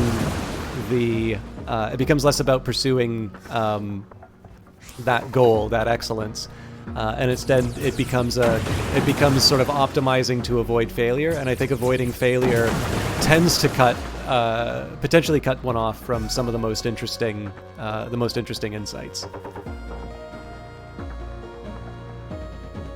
But again, what the hell do I know? Like, the problem is that I can offer opinions like this, but it's not like people necessarily look to me as a success for a lot of things. So, you know, there is something of a question in terms of who is speaking that I think sometimes gets made in these cases. All right, so we're pretty safe now. I might even have time to repair this.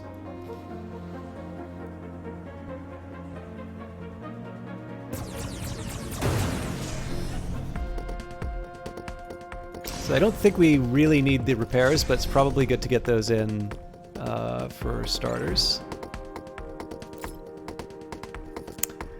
And I really gotta think about how I'm gonna. I think at this point here, I just need to build. So this is really going to suck as far as my my income is concerned, but frankly, I think I just need to... I need to...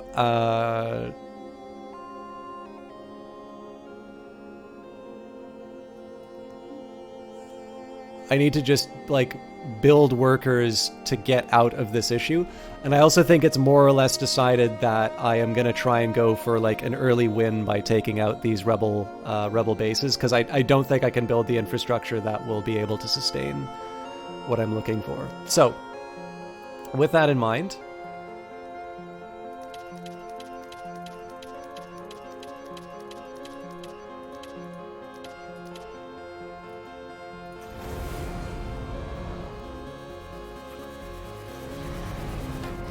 we'll get the repairs on the ship underway. I'd like to build a second one because I know the rebel attacks are going to start getting a little more intense. Let's get people back on mining duty.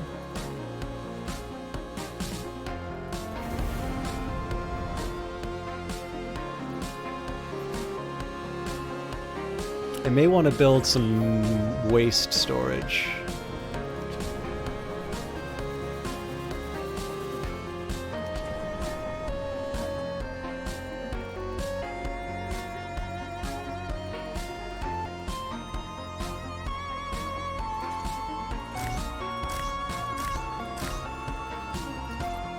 Oops, not waste modules, waste receptacles.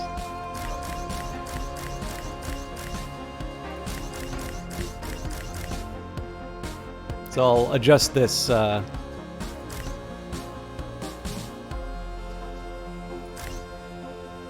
adjust this setting over time.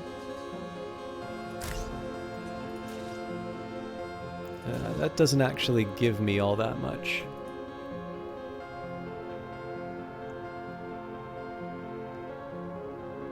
Or maybe it does, so if I get rid of that one and then I build...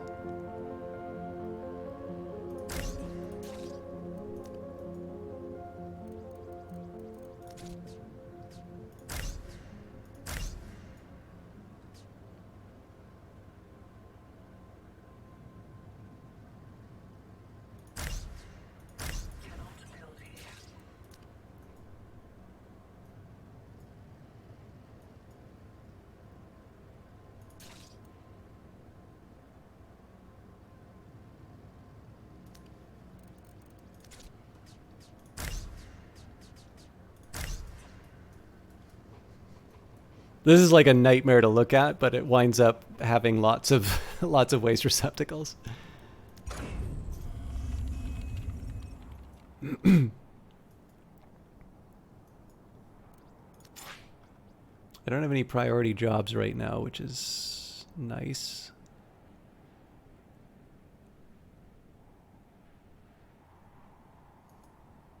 Again, I wish I had a way of getting rid of these people dedicated to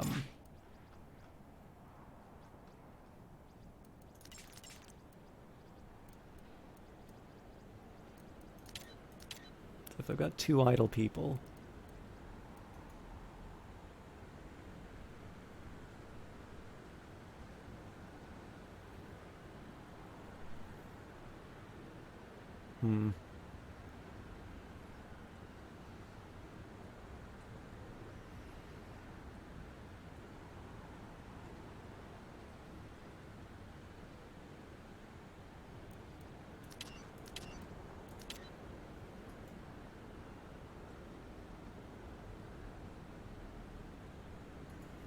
I gotta speed things up for a little bit. I am gonna have to keep an eye on what's happening with the repairs.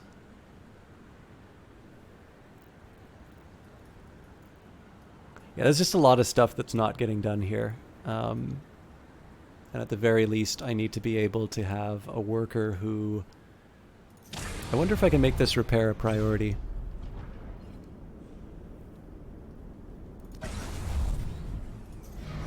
Doesn't look like it. So I at least need to build a conversion center.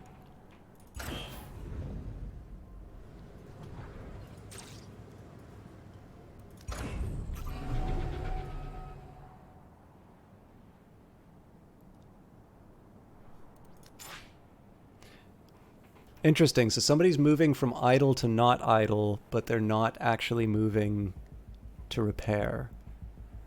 I'm very interested in that behavior. Okay, let's release one of our dedicated workers.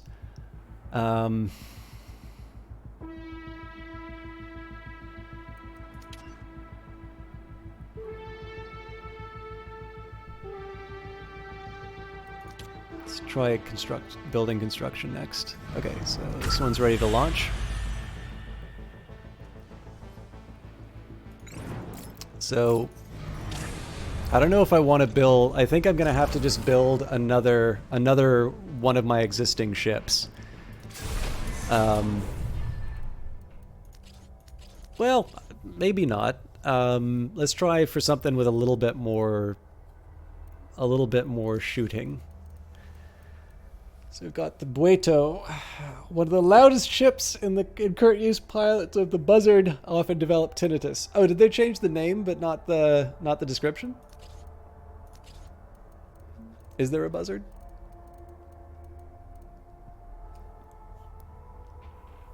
Okay, one of the yeah, it's the biggest one that I've got. Well, okay, we've got the Osprey or the Bueto. I think probably the Bueto is going to be a little bit easier for me to build on, so let's select that hull. We're probably not going to be ready in time for the arrival of the bad guys, but we can prep. Okay, this is neat. Oh no, do we go from 10 or 9 on move minerals?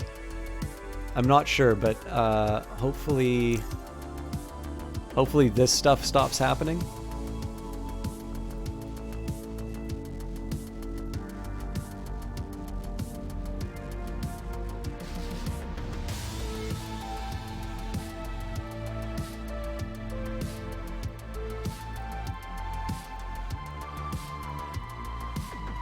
So I'll dedicate one person to an upgrade building task.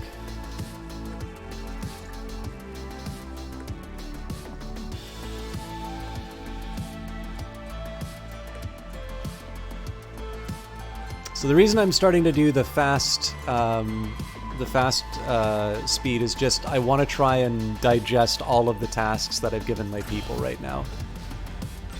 One really big priority is actually going to be to get sort of power to this place. I think I'll prioritize that. Okay. But apparently that's creating other problems, so...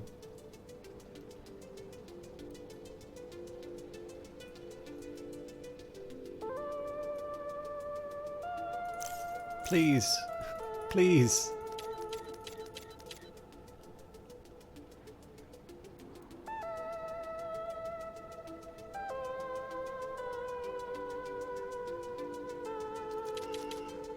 There we go. Okay.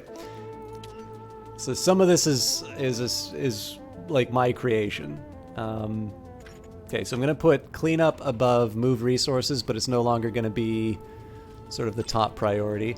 The problem here is that we've pretty much lost our citizen. Like the citizenry is no longer able to do stuff. Is the best I can say. I have an idea about how I'm going to take out the rebel camps if I can't build my way out. But I am definitely going to need... I'm going to need to cheese things a little bit, I think. So we're going to wait for the rebels to show up. I will maybe dedicate... What are my workers doing?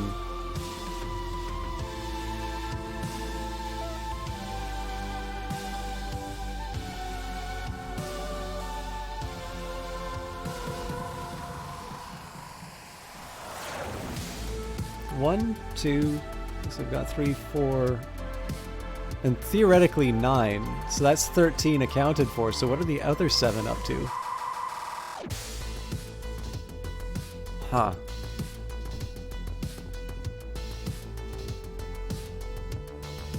Worrying. Especially because I'm not, like, now at this point I'm just replacing...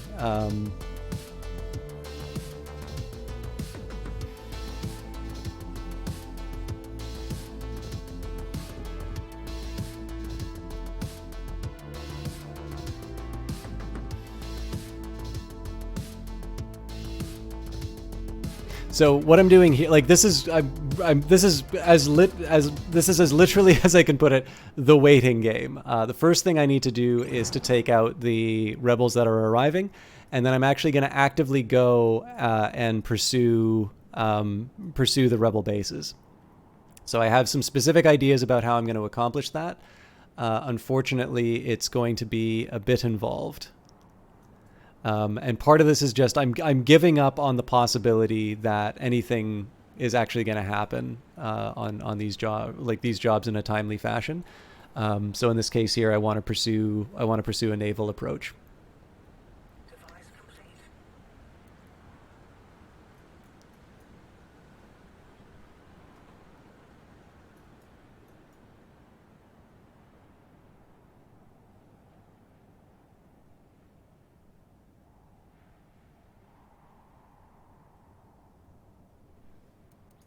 And maybe to try and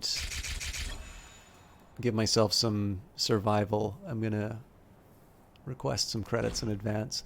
A lot of that's going to go to wages, but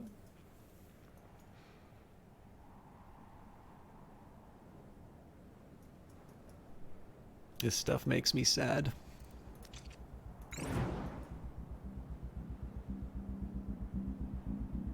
It's been a while since I've heard. I didn't appreciate there was different attack music.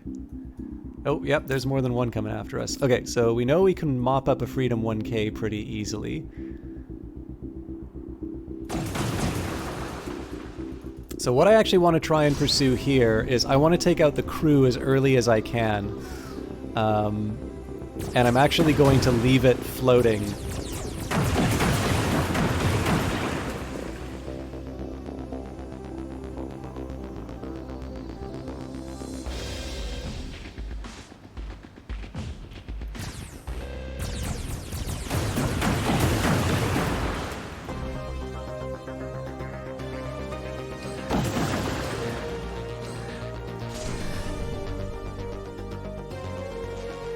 Okay, so not much we can do about that. We can't bring it underground. So again, we're going to try and take out the crew so that we can go and protect.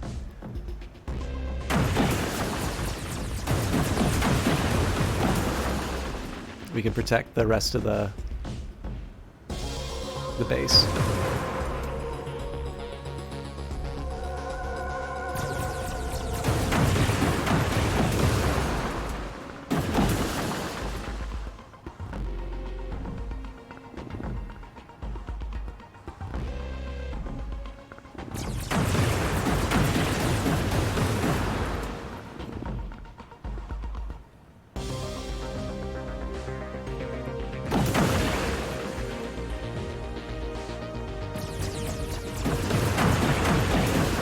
Good.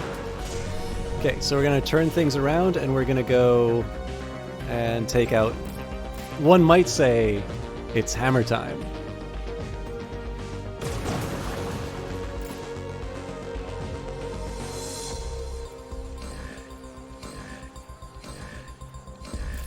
Oh, this is an interesting idea. I wonder if I can prevent rebel attacks. I wonder if I can prevent rebel attacks from happening from just letting that thing... Okay, if the game's gonna cheese me, I'm gonna cheese it. I have a... this is a delicious idea. I hope this works.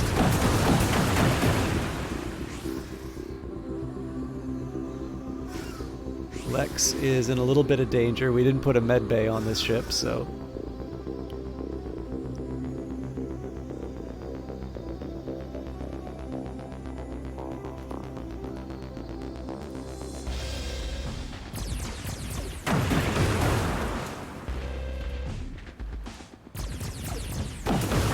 I just got away.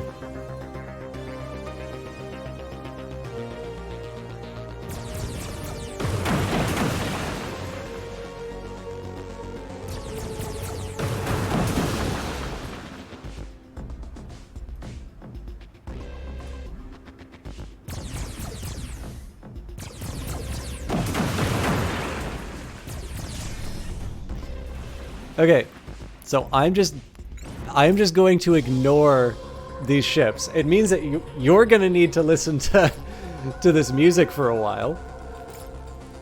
but they don't have any crew. They're absolutely no threat to me.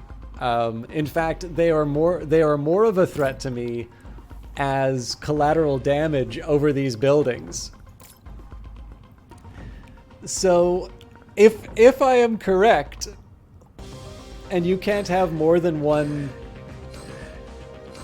Wait. Yeah, no, it's just giving me an alert. It's not actually damaging anything. So, yeah, the idea here is that I don't know how the rebel attacks get triggered. What I do know is that at the moment, I am not, like, I can't rely on over half of my workforce to actually be doing what I need them to do. Oh, there is one thing that I can do to try and help me out a little bit. Let's turn off the Grand Factory.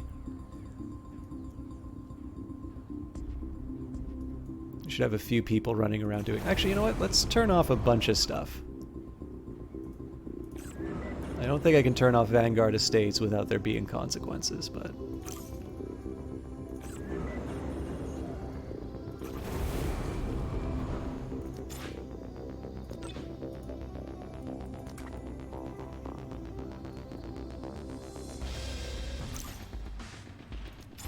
Hopefully that means there's a few more people working on construction. Hey, Apocalypse, how you doing? Guys, for those of you who don't know Apocalypse, she is a wonderful streamer, has a cool tech job. For some reason, I keep joking about MATLAB in her channel, and I have never had a bad experience with MATLAB. I just happen to use Python a lot more. Apocalypse has got a particular talent at visual novels, so I'm sure a number of you have heard of Kitfox Games' forthcoming Boyfriend Dungeon. There is, like, the #1 streamer I want to see play this game is Apocalypse, for sure. But yeah, Apocalypse actually does quite a few different games, and I think there is, like... I'm trying to remember, you like always play this game and I can never remember its title, and the way I'm going to describe it will be hilarious to you because oh no, Fire Emblem. I was going to say it's the one with the anime characters and the strategy, and the thing is that I know that description could describe, like, that could basically be just about any game in existence. But I actually found Apocalypse through Chimera Squad, which is a great little turn-based tactics game. So what's funny is that I was talking about games with Hop on her channel not too long ago, and while the the Fire Emblem and the Chimera Squad connection would sort of say, here's I think this might be a good game for you. I was kind of curious what she would think of Industries of Titan, because like Industries of Titan, what's nice is, of course, I get to try and describe this game to Hop, so hopefully all of you get to see. And of course, if you're fans of this game, feel free to give your own description. But the best that I could sort of say is that it is a hybrid strategy city builder. So I actually just finished some combat. What I'm trying to do right now is cheese the rebel attacks, because I have now eliminated the crew of the Hammer and Freedom, or rather the Freedom K1. Indeed. Yes, actually, Apocalypse, you should probably know that A. Jared J is a community manager at Brace Yourself Games, and actually probably if you fill out the like, I am a streamer and I would be interested in covering your game form, he's probably going to be the one who's like super scrutinizing it. So, be nice. I actually don't know who looks at those, but I believe I actually got a message from Ryan Clark, and I know he is the founder. So, Strider Owens, hey, how you doing? I know Strider also from the Apocalypse channel. No, please be nice to Jared. They are a very good community manager and also a streamer. So for those of you looking for streamers, I watched him play Bug Snacks, which is not his usual thing. His claim to fame is being incredibly good at Pokemon. But I totally don't know System Shock at all, no biases. But yeah. I always feel that my name attached to anything is usually reflects poorly on the applicant. But no, yeah, so all joking aside, I would say that Industries of Titan is a hybrid strategy city builder. So the reason I sort of say the strategy element is that the ship combat has something of a resemblance to FTL, or as I'm fond of calling it, FTL than light. Actually, sorry, Strider, I don't recall if you're a streamer yourself. I think I tend to see Apocalypse a lot, so I might be shortchanging you, but. Really, the person we should be blaming is Apocalypse for not hosting you more often. Anyways, the really interesting problem that I'm dealing with on this particular map, other than, the fact that a few of my workers seem to be a little bit weird, they're sort of running into walls and not doing work. The really interesting thing here is I chose to do a terraforming pioneer, or pioneering terraformer start. And so what this will practically do is it will give me very few resources to work with. And then sort of as a consequence, I need to make the most. The victory condition here is to eliminate all the rebel camps. We have 2 left. We've already gotten rid of 1. And other than our worker challenges, what I was originally going to do was just expand my command centers out to try and take over the land that the rebels have. What I'm going to be trying to do now is build a big fleet to go and just blow up the bad guys. And so the challenge is, of course, is that I've got a whole bunch of other stuff that's being built right now. There's a lot of jobs for my workers to be doing, so this is going to take a while. But that's kind of ostensibly the approach that I'm taking. And the main, kind of the thing that I found most interesting was this game has a lot of systems. It's a really neat little sim. So for instance, you need to take care of power, but you don't, unlike, let's say, something like Command and Conquer, where you just sort of build a power plant and it's kind of assumed that everything works. In this one, you actually really need to go through all the steps. So there is zethane in the atmosphere, also pronounced zethane. I believe I think everyone I've heard on everybody I've heard on a Brace Yourself stream has said zethane, so I think I just need to get on board. However, I do like that the in-game codex actually specifically speaks to, nobody's sure of the purpose of these ancient zethane emitting crevices, or no. Oh, hang on. There's definitely a description of zethane somewhere in here. But the codex isn't available at the moment. Bracer Fox, yeah. Sorry, I've been working on an article and I got some really nice advice from Tanya Short. So I keep talking about Kit Fox for no reason at all. I apologize. 2 very cool indie developers, but they are 2 very unique companies. Okay. Oh, wonderful. That's great to hear. So, I'm totally failing to describe this game. So yeah, in a game where normally you'll build a power plant. So like, I don't know, let's think of SimCity, right? SimCity, you can build a coal power plant, you can build a, nuclear plant. And you could, the idea here would be, it's just kind of assumed that sourcing, uranium or getting your source of coal or whatever, all of that is sort of handled. In the case of Industries of Titan, you're making a startup on one of Saturn's moons. You need to find your resources. And so in this case here, you've got zethane/zethane in the atmosphere. You pull that out of the atmosphere, and you will feed that into your power generators, which are either devices, which you can see in Power Station 1, or you will build buildings, which you can see in this fancy little energy plant here. And you need to balance your ability to get fuel and your ability to turn that fuel into energy. In the case of something like, in SimCity, I guess you have to build like power lines if you're playing a game like Command and Conquer. Generally, it's just sort of assumed that power just magically transmits to where you need to go. Because, of course, in the real-time strategy game, maybe you don't want to focus so much on laying down power lines. Yeah, no worries, Apocalypse. I figured it's not a bad opportunity to let people know about, to let people kind of know what the game is like and what makes it unique. So in this case here, you'll sort of build these energy pylons to build a power grid.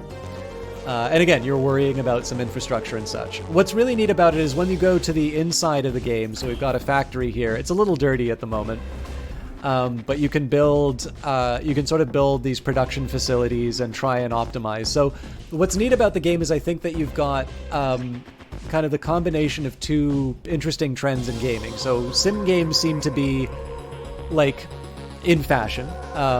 You've got Satisfactory, Factorio, you've got Dwarf Fortress and RimWorld, or Oxygen Not Included. Oxygen Not Included is by not just another Canadian company, but another Vancouver company. But on the other hand, you also have these, how am I going to put it? Like, in addition to having a really interesting sort of simulation layer where you're trying to kind of keep track of all of these different systems, and I'm definitely affecting, like, so there's not as much Zethane in the area because I've had a fuel turbine sort of hoovering it all up.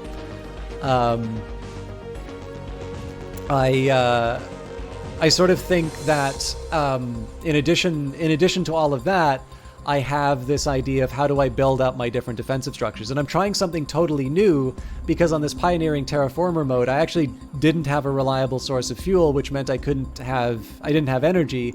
And for want of energy, I wasn't actually able to build all the infrastructure that I wanted. And so what I've done now, I did something I haven't done in previous runs, which was I started to use my ships as sort of these little scout units. So what I'm going to be doing here is I'm going to be trying to directly destroy the Rebel HQ, but it is defended by a turret. So I want to have one ship that is trying to destroy the turret, and then I want to have one ship that is sort of drawing fire. And I basically need to pay to repair stuff. So macro scale is like Command & Conquer, but you also have to balance the micro scale stuff that's more like Satisfactory or something similar. Not bad. I actually think Command & Conquer may not be the best description because the only unit you really have is the ship. You've got your navy. That's not entirely true. You can also build turrets, but I don't have access to those right now.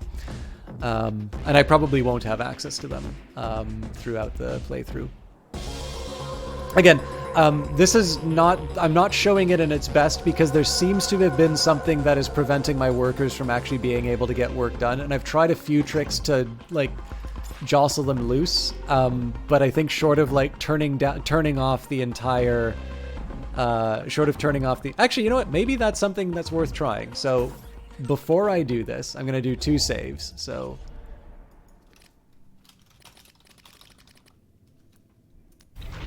we're going to save it before in case I do anything that I can't undo. So we're going to cancel this job.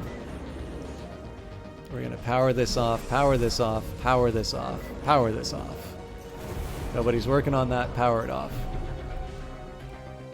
Power off the power station. Don't work there. Power you off. You're canceled. You're canceled. Powered off. We are oh man, we are in the middle of a works. Yeah, this may not work. Let's commit. I am sadly not going to cancel this because I actually need the job done.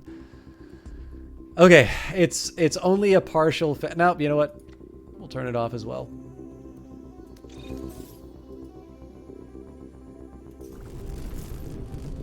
Okay, so everything should be off now.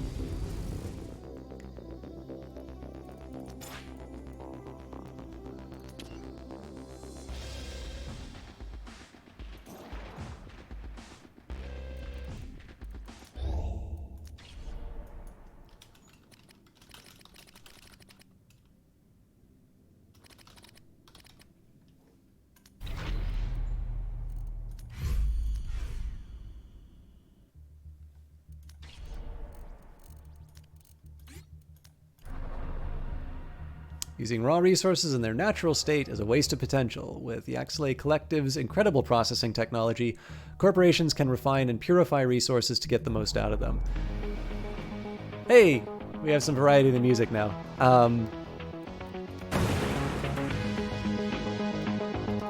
Okay, looks like everybody's still running in place. Worth a shot.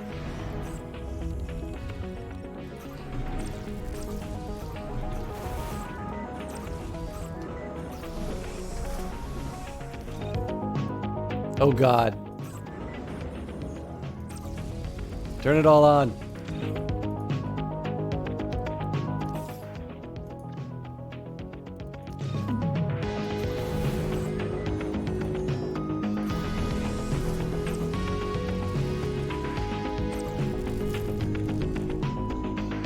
Oh, this is gonna get really bad really soon.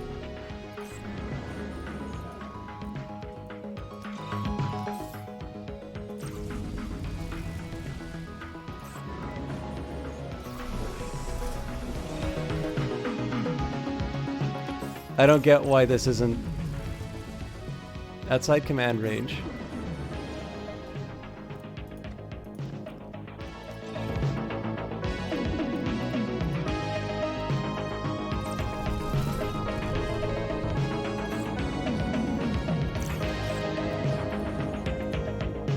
This was not a great reset. Okay. Yeah, this is exactly why I saved first. Okay, well, I mean, it didn't accomplish what we were looking for, so I think we're just going to have to be patient. Oh, and the thing I was saying about Zethe, I'm sorry, Hop. This is going to make it seem like it's so not worth playing. This is a really good game. I've just sort of messed up a little bit. Where was the environment? Zethane. Geologists have found that Zethane did not always exist on Titan. In fact, it seems to have been introduced by the civilization that left the ruins behind. How it's produced and why it's now in such abundance is a mystery beyond anyone's ken, as is its official pronunciation. But its bountifulness and its use as fuel is key to Titan's continued success. So most are thankful for its existence. Which I thought was a very nice. I thought that was a very nice little touch that the writers put in. Okay, let's stick to the plan. So we've already got somebody dedicated to the ship construction. Sadly, you were not able to hear the new combat music, and I'm just gonna sit and be patient. So some of the different currencies that are in the game, you've got influence, which you can use to redirect ships to your venture to sort of make the inhabitants work for you. You can use so that's what we've just done here. Excuse me. Eventually, you'll convert some of these people into workers. Basically, you remove their insides and replace them with machinery so they can work 24 hours. And then also influence will get you access to new parts of Titan. I don't believe there's any places that I don't already own. Oh no, that's not true. So just because I basically have access to it, I'll claim whatever I can.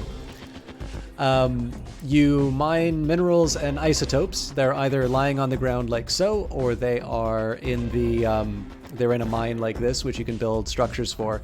So the main things that in terms of the main resources that you're working with, you basically have money, which is credits.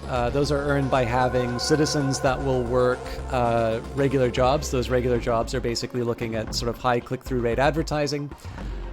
You will have... and then you use credits to repair buildings, buy new ship styles, and there's another use for it that I'm forgetting. Oh, pay your workers. Funny that I would forget to pay my workers. Minerals are essentially going to be how you wind up building buildings. Isotopes tend to be how you upgrade your buildings, but that's not a hard rule. There are some buildings that are built out of isotopes.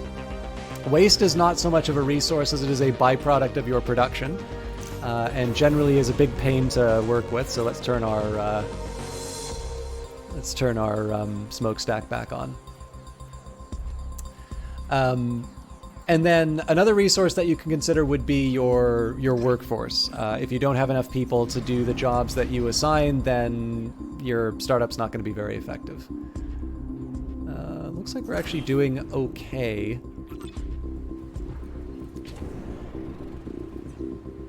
Yeah, so Prolltown's built, but unfortunately everything on this level's getting disabled because of all the waste.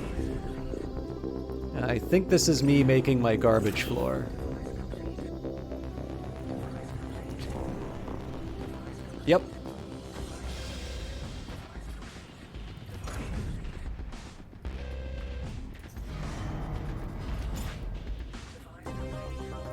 Oh, the ship's done? Nice, okay. So we're going to slow things down a little bit. Now, one thing that I know is... So I believe Andy Wynn has actually said this on stream. Andy Wynn is lead... I don't know if it's designer or lead designer, but... whatever the formal title is, I believe he actually said on stream that the game is specifically designed to create these moments of frustration. So when you can build a factory very much like you build a ship. And in this case, what you're doing is you're putting down these different these different devices and trying to just generally create something that you think will accomplish what you're setting out to do. But of course, like, there's no reason for this sort of cross to be in the middle of the ship. It's there so that I can't make the perfect ship. And I guess the one bit of good news is that I know people get really stressed when you don't have an optimal layout, and my ship layouts are particularly atrocious. Now this thing I kind of want to use to blow up a rebel turret. So I'm going to put all large lasers on it. I'm not going to worry. So actually, I guess medium lasers, I think I worked out were better DPS-wise. So let me just take a second here. I'm going to pause this and confirm. So let's say...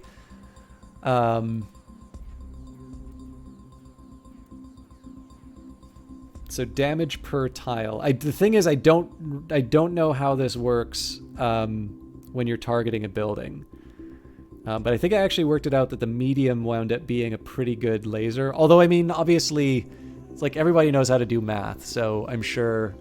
So 6 tiles in a line for every...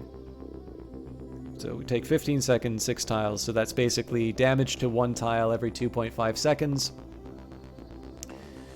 Compare that to... Oh. Tile every 3 seconds. Okay, interesting.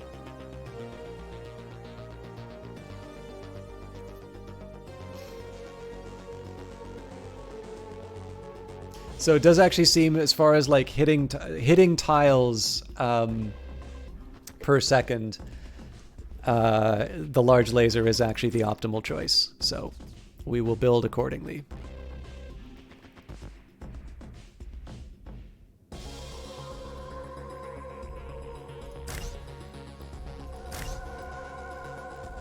Third one's going to be the tricky one.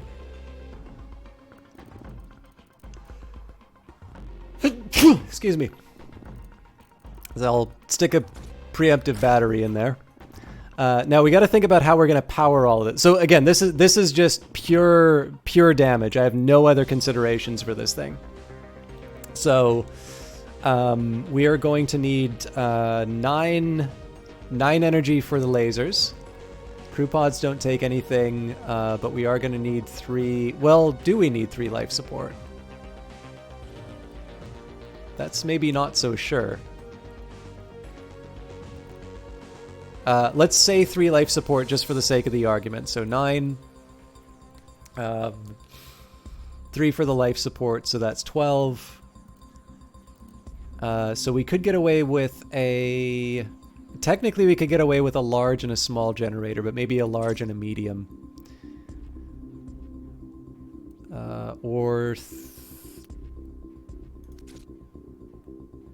Maybe multiple mediums will let me make the most of the space.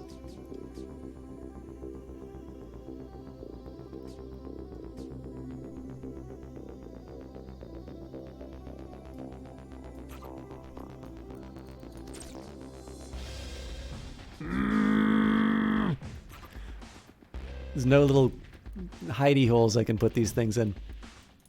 Okay, let's just stick a large generator in because we can. Let's put it closer to the entrance.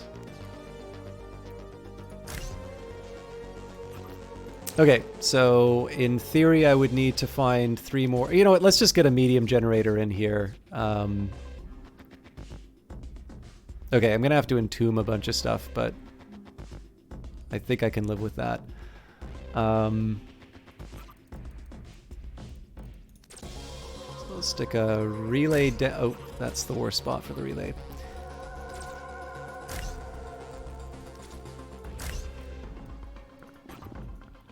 And then yeah, so those get entombed. I need life support. Okay, sorry, I'm gonna get this layout down first. This thing is gonna be a nightmare to look at, but okay. That still connects me to what I want. So now I'm working on this grid. So eventually I'm going to need to figure out where I put my fuel.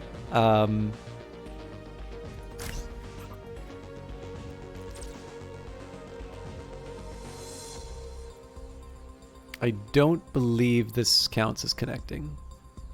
I think I'm going to have to...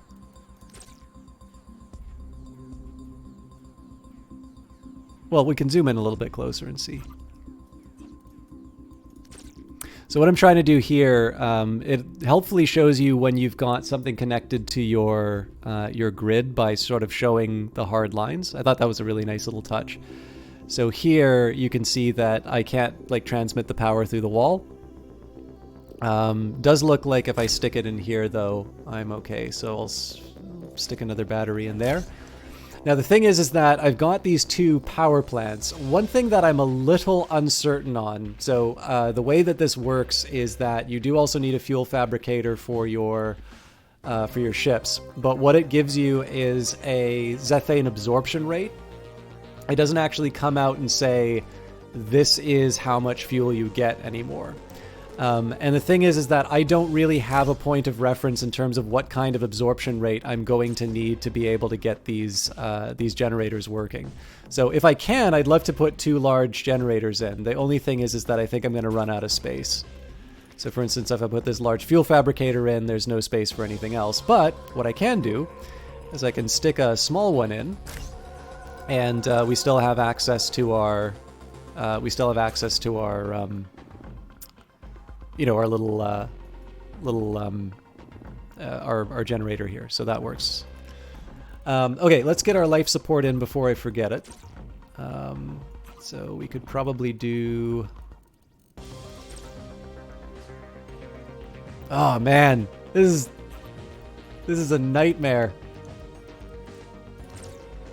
All the places I would normally want to stick life support are too small. Okay. I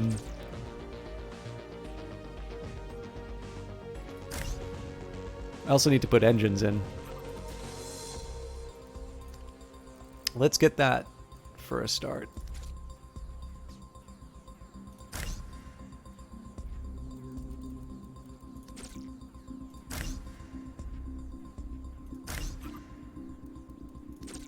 We'll go for some semblance of symmetry. I'm really just trying to get a ship ready to go here.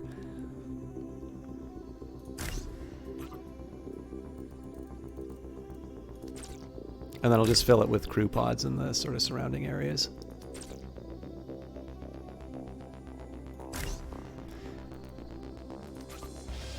Alright, so this is where we're going to stick the crew. Hence the name crew pod. I'm sure you didn't need that explained. I'll definitely put somebody right beside the engine. That's good design. So what we needed, it's 3, so we need 9 crew spots. Okay, actually before I do that, let's think a little bit about how I'm going to get more fuel here. So if I wanted another fuel fabricator, we could definitely get away with it. And I think I'll do that just for caution.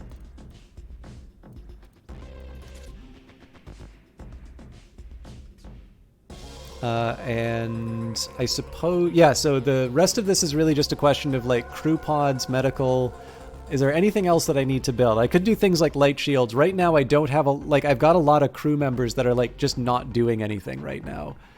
But tell you what, we're gonna get people starting to build this. So I know I gotta replace this, later. I do need to make sure that these things are able to be built in the first place. Oh, same with this relay, actually.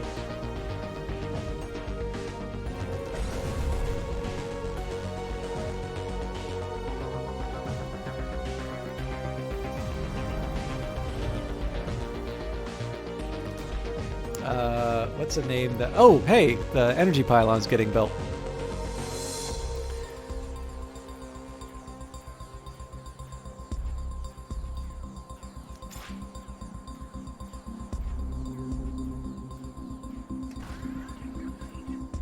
So eventually this will give me my level 3 command center. We can sort of start moving in on the rebel base. And I know, like, I was sort of explaining how the game worked partway through, but I totally lost the plot there. So maybe the better thing is, if something doesn't make sense, and you are totally allowed to say all of it, ask and I will do my best to explain. But what I'm trying to do right now is take out this rebel camp. I am doubtful on my ability to use command centers to do so, and what I'm trying to do right now is move my command area close enough to enemy territory to be able to take them out. But the approach I'm currently because I didn't think I would be able to do it, the approach I'm currently trying to take is to build another ship, which I'm going to use to sort of take out the enemy headquarters.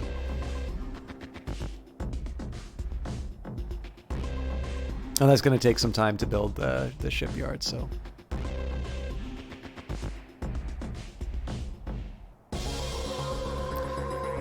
Although, while I'm thinking about... Oh yeah, I can't put the Piebald Panther into the shipyard yet. Yeah, so I think we'll just speed things up again.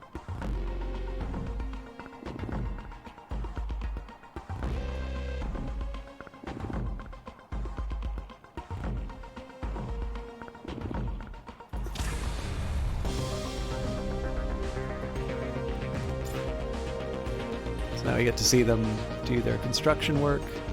I don't think I have anybody assigned to jobs anymore, so I'll just let them do their thing.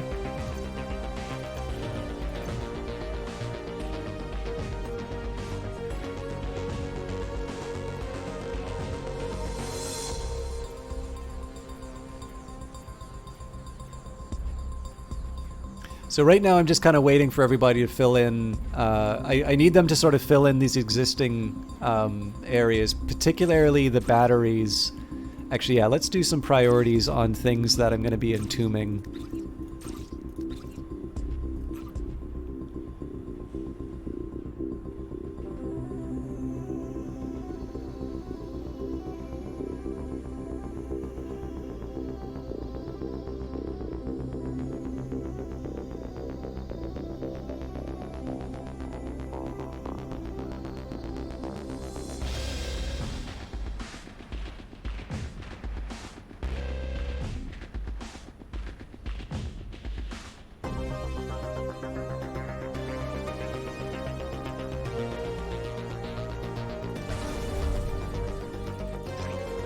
Oh, and we've got some more employees, so we can try and keep... I'm trying to keep it so that our daily earnings are in positive numbers.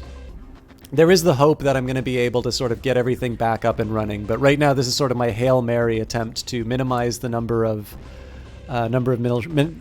rebel ships that are coming after me, and then try and have like a fleet of 2 ships that I'm sort of bouncing between enemy...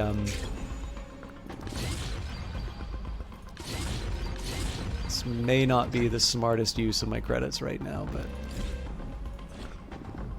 I'm currently earning a profit, so I figured now is the time to take that. Okay.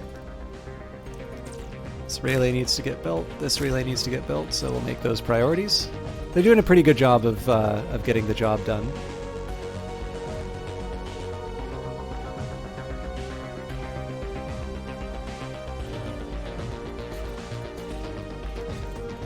I wonder if they'll actually be able to build this fuel tank. I think they should, but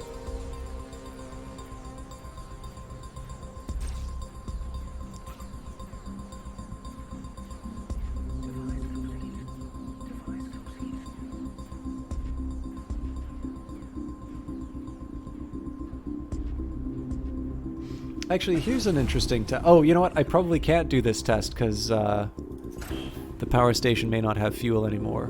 Oh, it does. Okay, so this thing is currently generating... Oh, that's a global fuel. So this is generating 3 at the moment. So I'm curious here. Let's say we take 3, divide that by 0.3, which is its 10. Huh. 1828 compared to... This is also 1828. Yeah. I'm basically trying to see how I can translate that efficiency factor of 0.3 into a fuel generated number. So obviously if I just take the 18.28 for the zethane number, and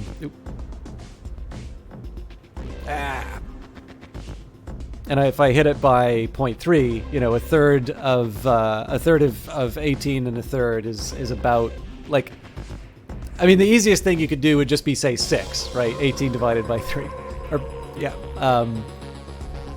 The specific number that I get here would be 5.48, which in this case is overestimating the amount of fuel that's being generated. So there's obviously some other calculation that's going on there.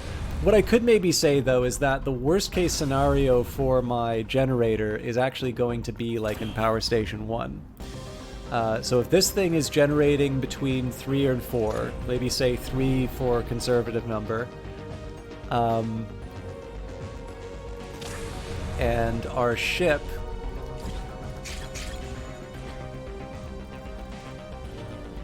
so we need 3 for the main generator and we need 2 for the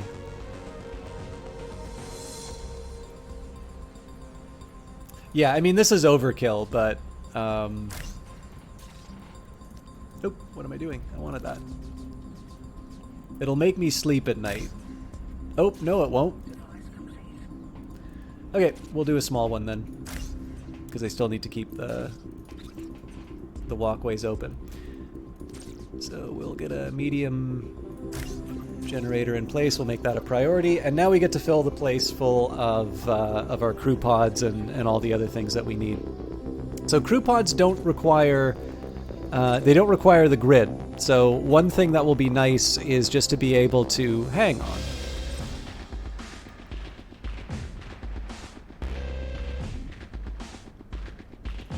Does this actually cover?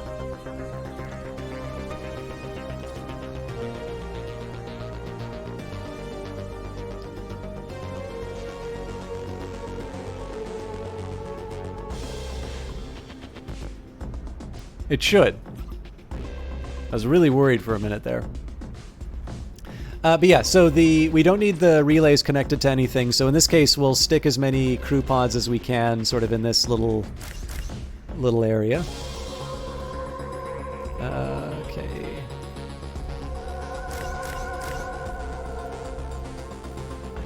Who doesn't want to work beside the fuel, right?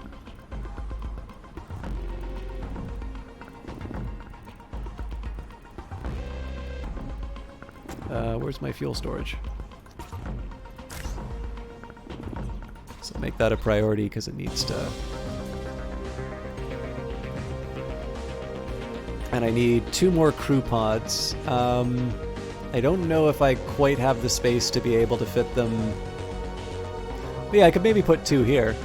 Okay, so crew pods are taken care of now.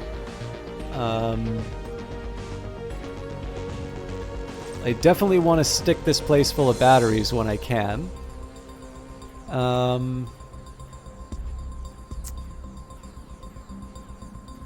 There is something of an argument for the shields, I suppose. So how much am I generating?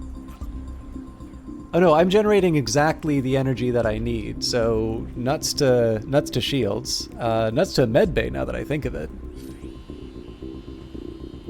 Wait, 6, 9. We're generating 15. We needed 9 Okay, no, we've got a surplus of 3, so I could try an automated shield at 3. That doesn't make any sense, of course. You know, a light shield will let me, like, use these workers that are otherwise not being used. I mean, I can put a med pod. It's not like I'm short on space or anything like that. So maybe I will put a med bay in. It would be interesting to see if these light shields will reduce the damage. I kind of feel like the light shields protect me from the damage that my...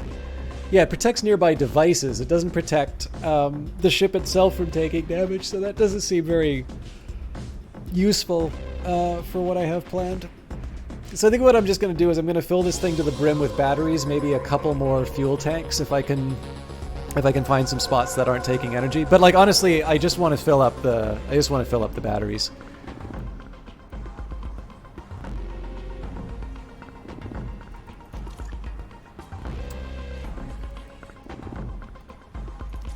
So, 2 more crew pods. We may not actually fill all of these crew roles, by the way. That would seem to be a very bad choice, given my current employee needs. Given that we're at our limits on... Oh, hello. Okay, I need to... Okay, so there's a few steps that I'm going to take. I'm going to launch this ship.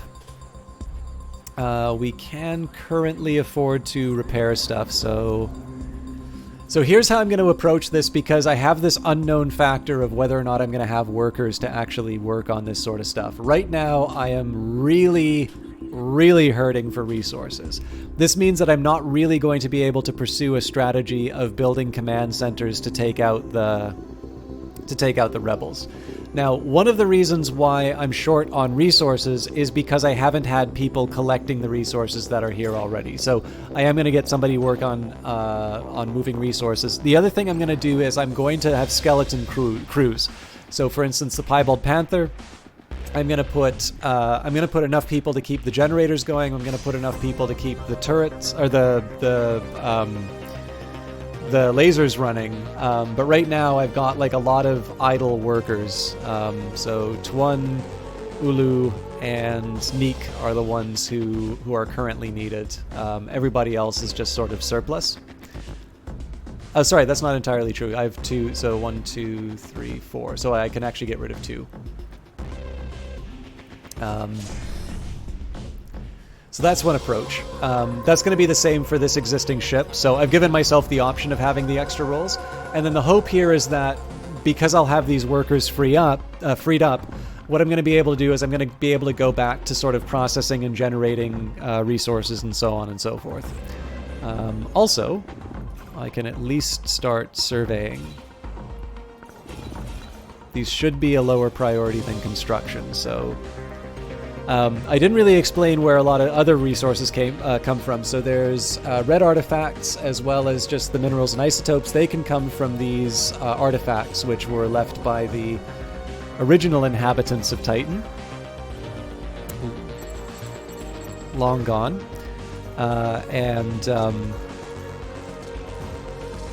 As you expand, you can basically send people to explore them and just generally try and get stuff. Here's a fun fact, by the way. You probably won't see it present here, but because it's raining, the pollution actually goes down in the surrounding area.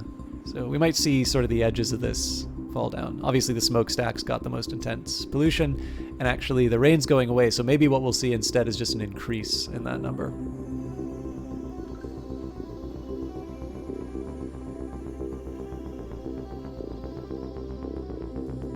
Oh, did they abandon their construction duties? That's exactly what they did. Ah! Okay. I'll leave them to it.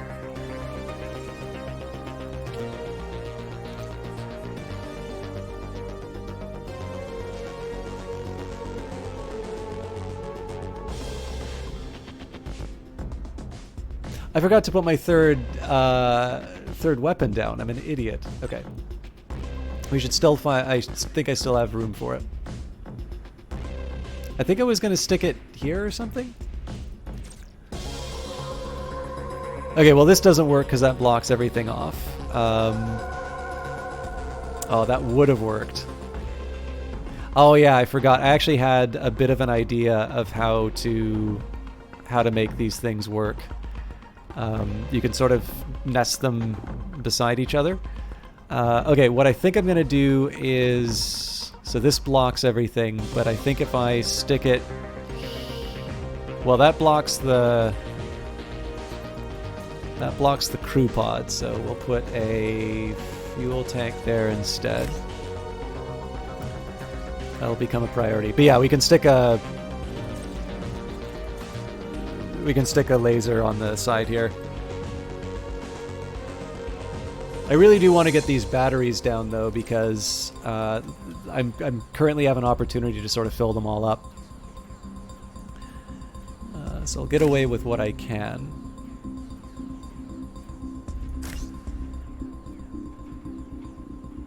This is a little bit of a mystery area, so I should stay away from that. There seems to be a lot of potential here. Oh yeah, this is gonna be great. Oh, I'm out of minerals. Okay, well that won't do.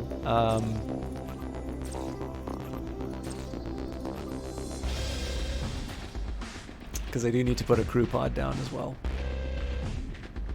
So that blocks us, that doesn't help.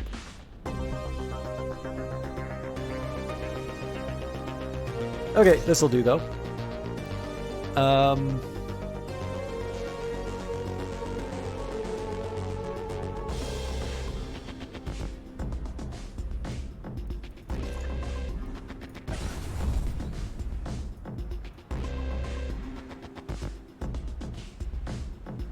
I shouldn't have got people working on this stuff right now. This is a waste of time.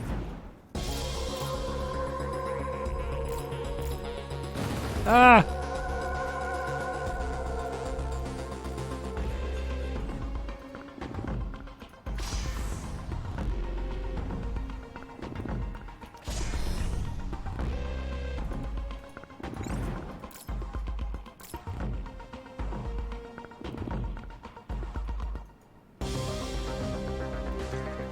And as a... I'm just going to claim everything sort of at the edge of my territory, because I have the influence and I'm drunk with power.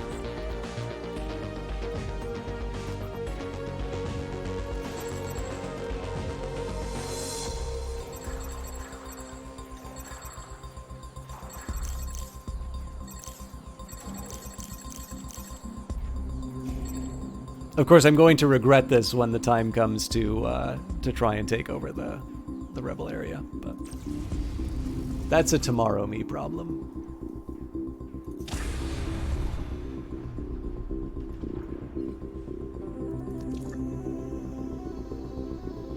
Is this a roguelike game like FTL? Not really. Obviously there's the FTL component in the ship combat. But I wouldn't really call it a roguelike. Like, there's definitely lots of replayability in it. There is a hardcore mode if you're interested. But generally when I sort of think of like roguelikes, there's generally like you tend to get new stuff over multiple playthroughs. I know that's not true for like all of them. You know, there seems to be something about the like spinning up a new run that is part of that experience, and I'm not really sure that's quite true for Industries of Titan. I sort of feel like Industries of Titan it's a very engaging sim style game, and so as a consequence, you know, you'll want to try it out for that. I think oh god, do I really want to put somebody in the move minerals? That seems like a spot from which... Okay, well that answers that question. It looks like they do further attacks. So I see you didn't heed my last warning, so I'll show you how serious I am. Surrender now, and I might show you mercy. Proceed to fight, and I'll destroy you. So it looks like we can't save ourselves from rebel attacks by letting them hang around.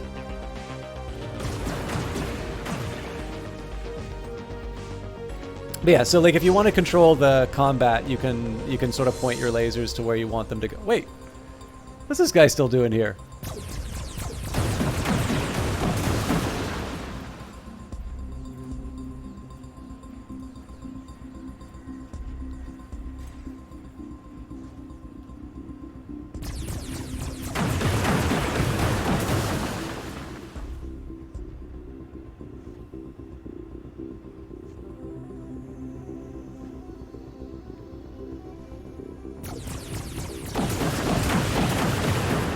Yeah, so the only thing I'll say is that in an earlier version of this, I don't know if this is true right now, but for some reason, hardcore mode for me would generate,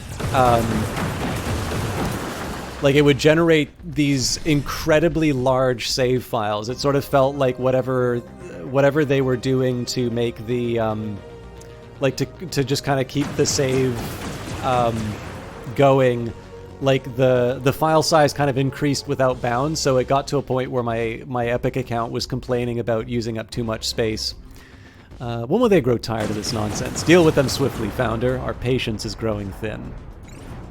But yeah, so with that in mind, like I've stopped playing hardcore for a little while just while that gets resolved. But I feel like that's a decidedly temporary sort of a problem to run into. Like I wouldn't say, oh, never play that, you better not play hardcore mode, you're never gonna be able to upload to your Epic account again. Like chances are you're gonna enjoy your playthrough and then you're just gonna toss the save anyway.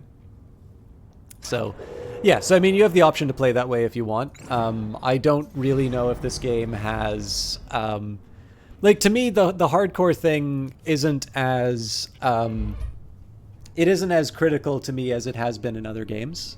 So, for instance, like Stellaris, I tend to just play on Iron Man on that. One, for the achievements, but two, just because, I don't know, I think in the grand scheme of things, that game, if I were to play it on stream and I were to, like, reload from previous saves in the way that I do in other games, that's just a level of progress that's getting lost that I don't think people would find particularly interesting. And so as a consequence, I sort of just opt to, just play, play it on Iron Man that way. But again, like obviously everybody's got sort of their approach to the game. There is a Zen mode if you just want to focus on building, but I do recommend not playing that much. Like it's not that Zen mode's bad. Like if you want to play it, that's fine. But what I do think is interesting about playing on normal mode is that, first of all, it's not that difficult. Like you can switch it to easy if you want. But what is interesting is to see how your base is sort of shaped by the fact that you have to deal with people attacking you. Your base looks different if you have to defend yourself, as opposed to what it would look like if you just sort of had free reign and there was no consequence to anything. Okay, I'm a little worried about the fact that nobody seems to be working this now. So we do have a dedicated worker, but it's not like they're actually doing the jobs.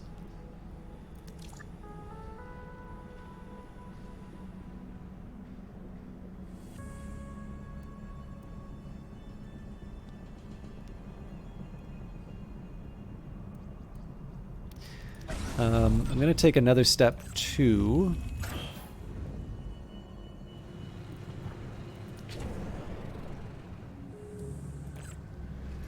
So I'm going to dismantle this storage container. I'm actually going to make it a priority job. Not that priority means anything right now. No, well, that's...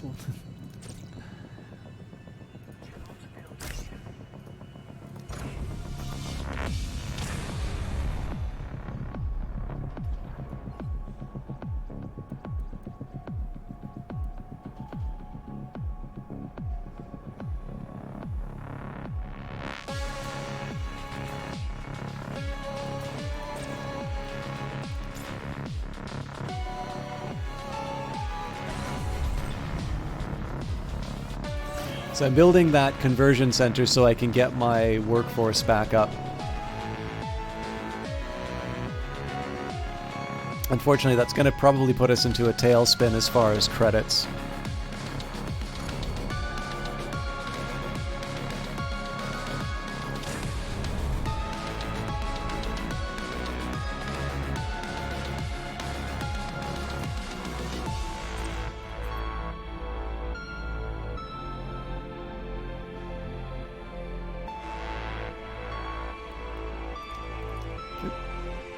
Shouldn't have done that.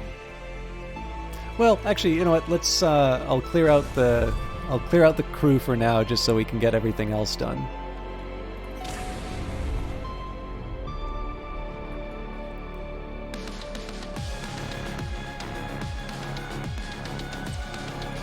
It's a good government worker right there.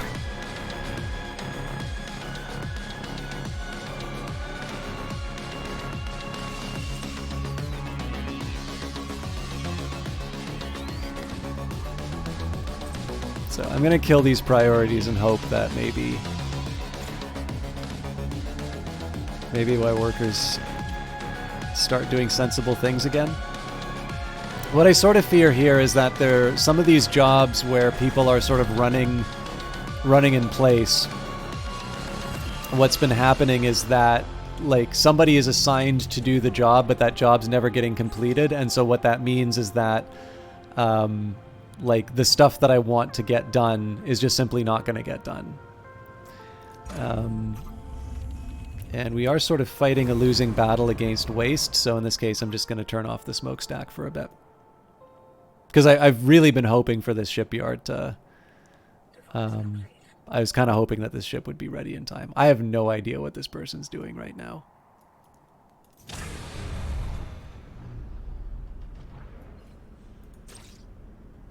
So I'm actually going to go one step further. I'm going to reassign some of these.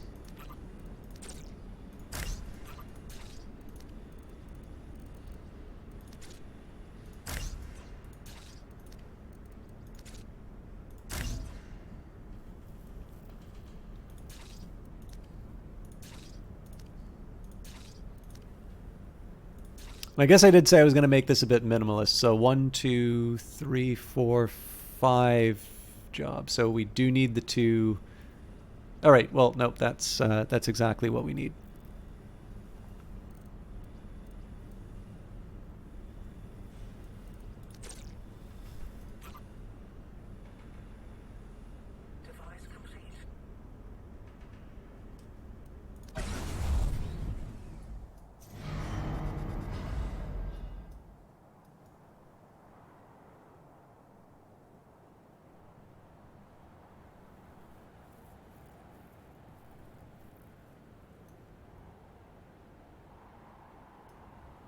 So what I'm trying to do here, where I can, once this construction's done, then I'm going to turn my factory back on.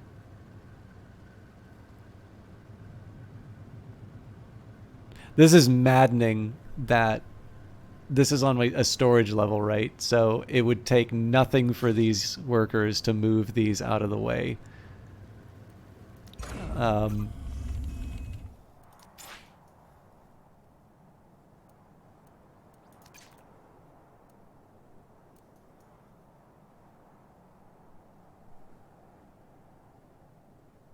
And I think given that we're fighting the losing battle against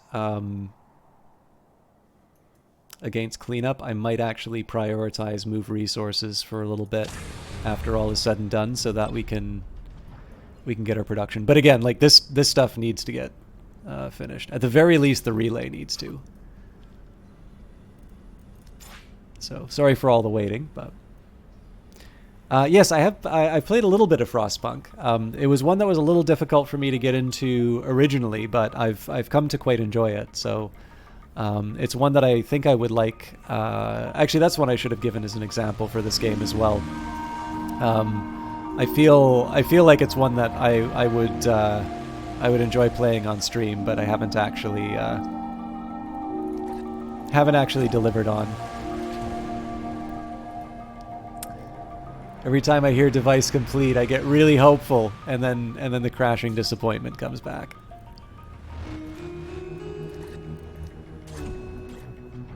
Because it's definitely not device completed on the ship.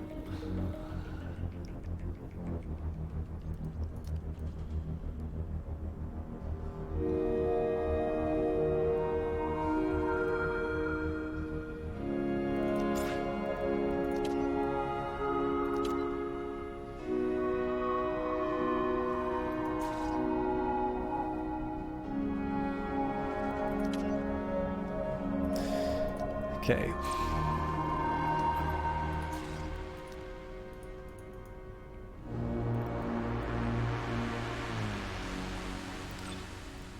I do 100% have to have a relay here.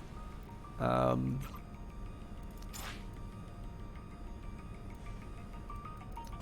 now here's an interesting question. So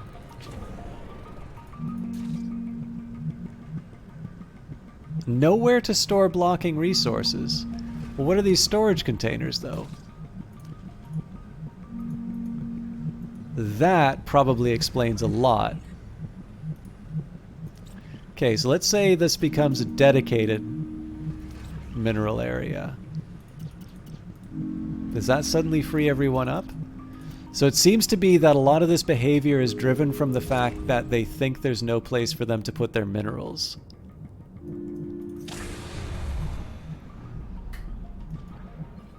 Okay, that got made. Things are starting to look up. So let's see if we can get that fuel tank in. Okay, so the people who are running in place are still running in place. That's sad. Oh, it's especially sad that they're working on waste.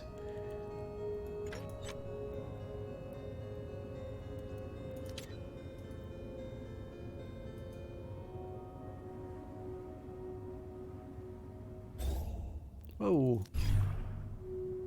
And actually, if they're doing that, let's turn the Grand Factory back on.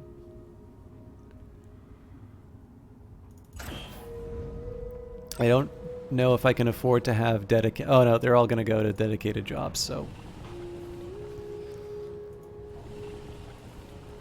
We'll do a minimal setup for now.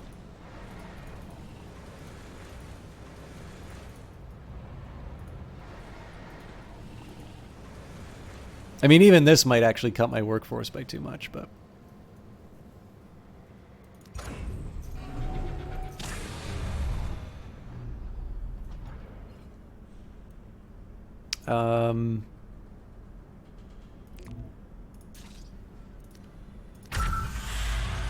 This is going to seem a little insane, but I need to make sure that the Piebald Panther is ready for combat, so...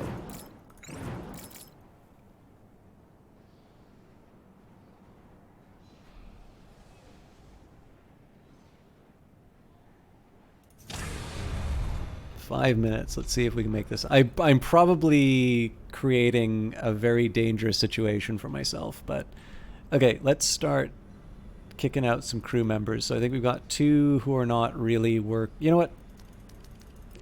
Again, huge risk here, but we'll get them working on what I can, and then we're gonna bring them back for 4 jobs.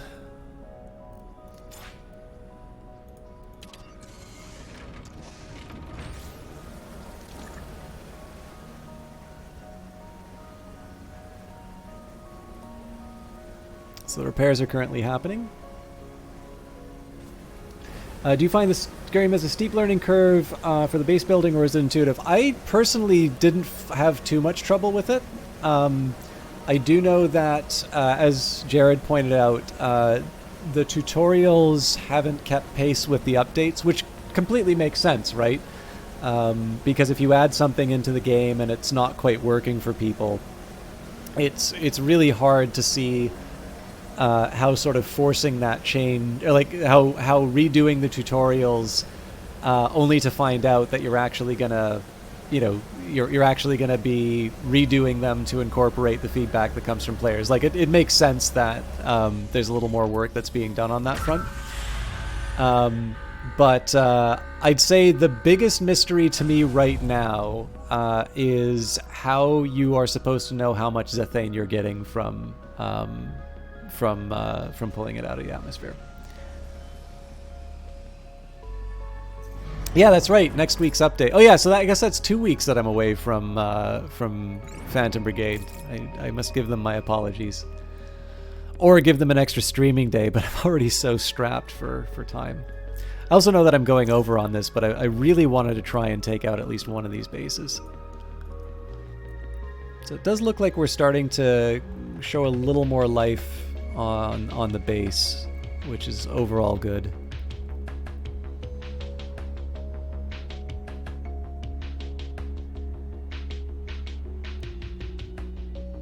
We're still not in a deficit yet, so...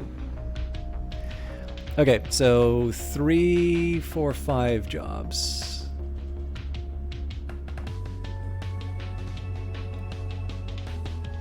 I built 4.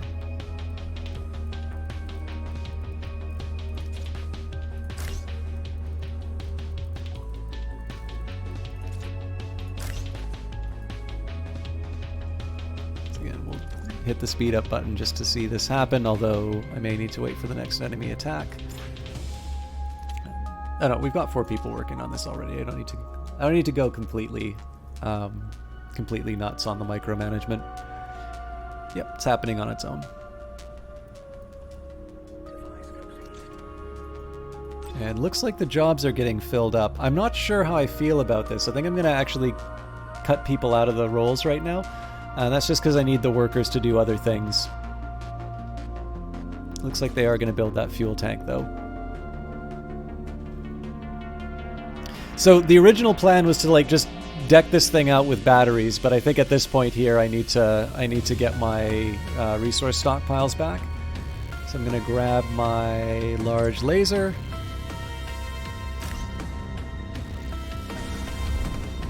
I'm hoping this is going to be enough to take on the existing rebel fleets.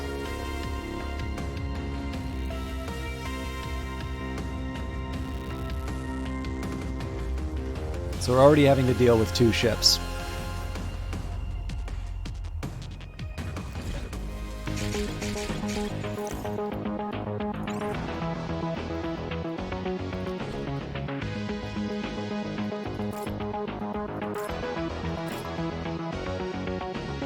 We eat Freedom K1s for breakfast. We're not worried about that. Looks like they're heading... that's a pretty fragile spot for me, actually, so...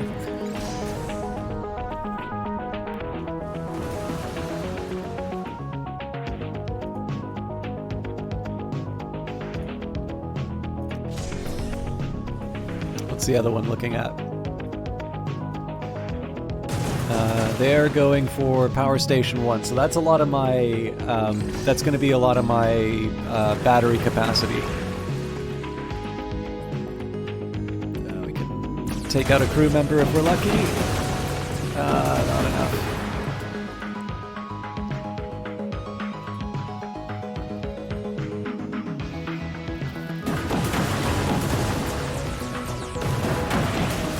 Oh, there's a 3rd crew member. So again, right now we want to disable the crew. We can mop up the ship later. But I want to minimize the damage that's happening to me here so that I can save credits.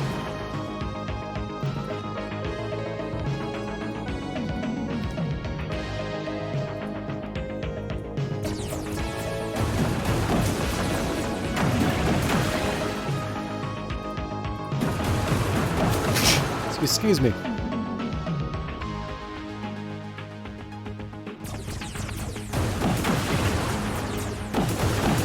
Okay.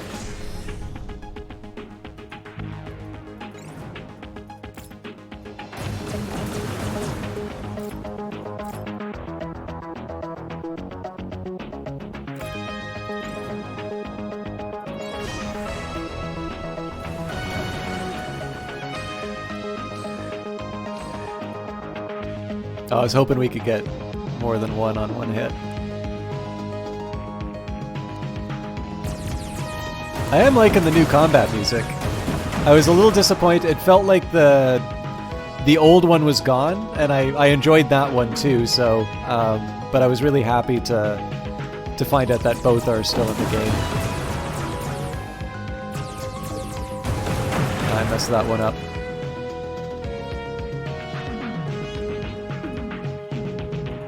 Ah, they've got a medical pod. There we go. Nope. How dare you? Don't even think of it.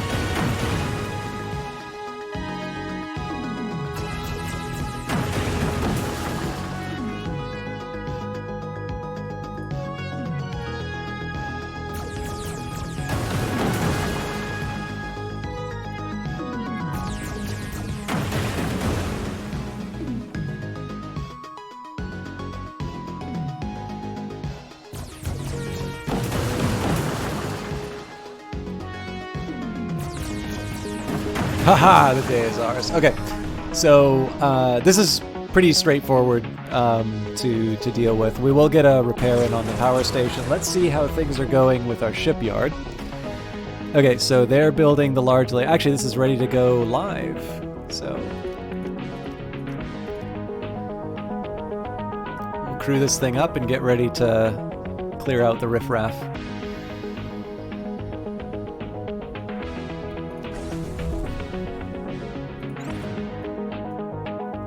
We are still going to free up, or we're going to repair the Piebald Panther, just because we're going to need every bit of health that we can get against the rebel base.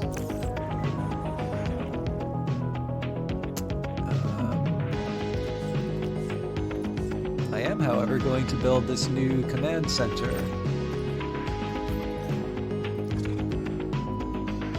So I'm going to have to work out an energy bridge, but... Need some help there, friend?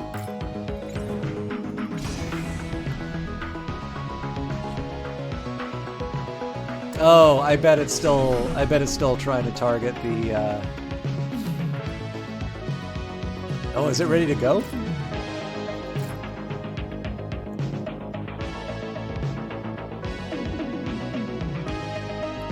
So I think what's happening here is it's still trying to target the old ship.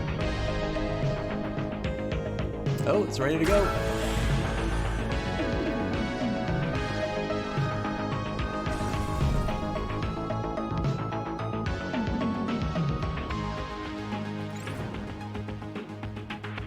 Okay, now explain yourself.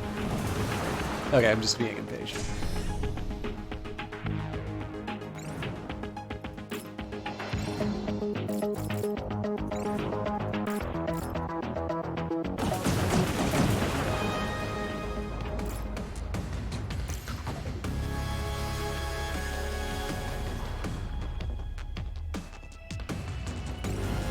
So the Leaden Viper is a bit of a slow one.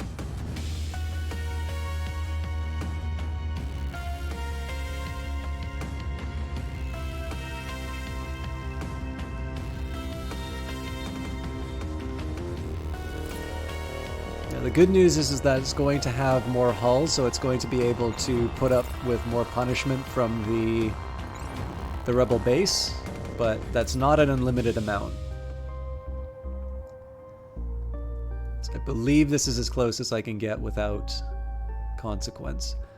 Now I think we are going to have to go straight for the turret. I don't believe I'm going to be able to take out the rebel base on its own, although I also think I can't target more than one at a time. Okay, so we'll do a repair job here. I'm going to get a repair all in there as well. And then what else was I going to try? Oh, that's right. We're going to go back to HQ and see if I can get some more bodies. Oh, that's right. I never wound up building my conversion capsule because it thinks that it can't actually move those resources when it can.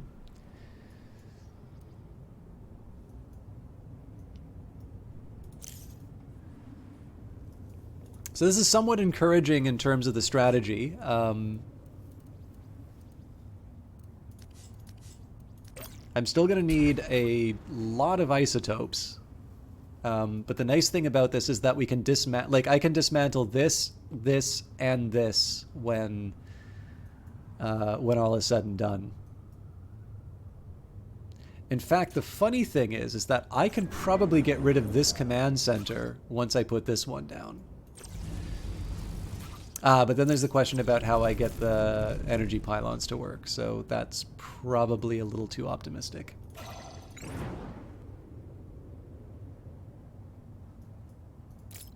Ah, don't move, you're slow. So the question is who, who's the screening ship for the turret? I suspect it's going to have to be the Leaden Viper, but it is a slow mover, so I'm going to try and get a bit of a feel for the relative speed of these things. Okay.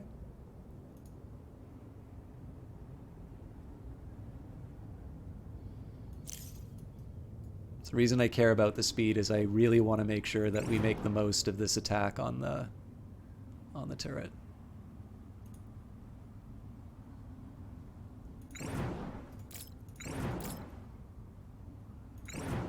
So they're already over time. Okay.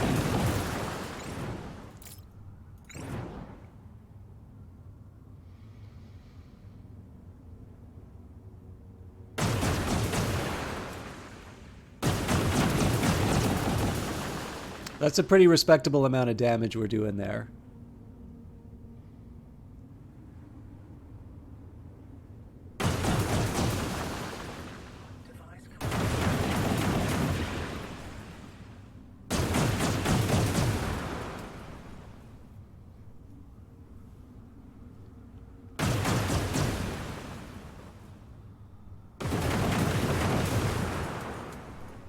I guess the next round's going to be the last one.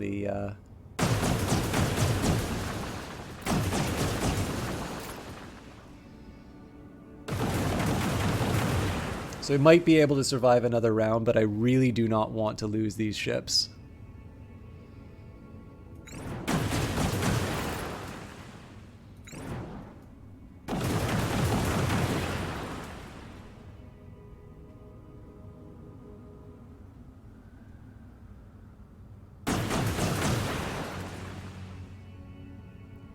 So the thing that's nice about this, right, is that as long as I have the time to and the money to be able to repair these ships, I can keep doing this all day.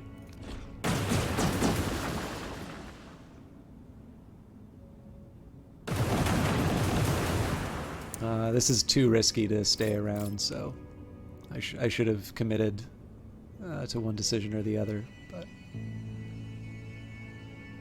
okay, we're fine.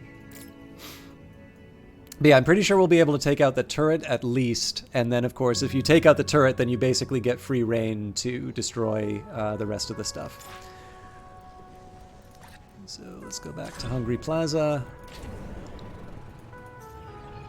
Oh right, it's always something. So I got to build an energy bridge and a relay to be able to power this thing.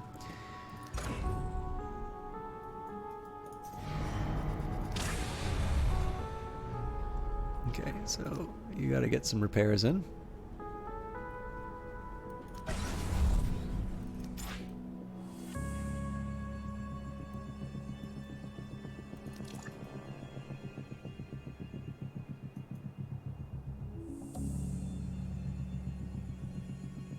So I am kind of burdening my workforce right now. I'm going to try not to mess too much.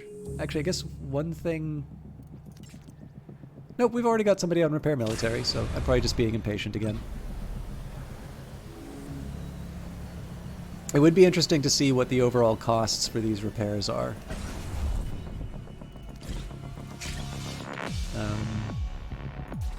It is a shame that... I mean, it's... I probably, in the grand scheme of things, should have been focusing on doing this strategy for this up... Well, actually, no, I couldn't do the strategy for this upper area because they've already got a ship in the region. So this was still the right call. But this is going to be an interesting proof of concept just to see whether or not we can actually take out an HQ with a level 2 turret that way. Because if we can, then this gives us a model for taking over up north, even with a reduced workforce.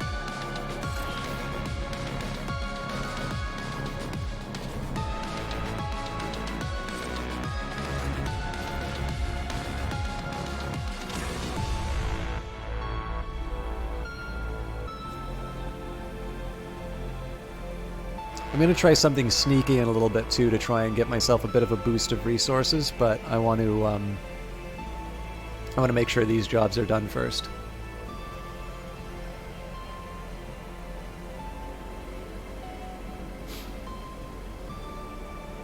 So we'll launch this thing as soon as we can.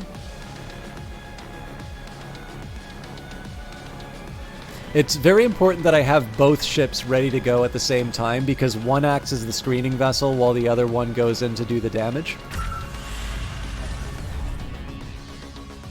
Actually, one of the other funny things, I'll show you a quick comparison. So there's another approach that I might take in future as well.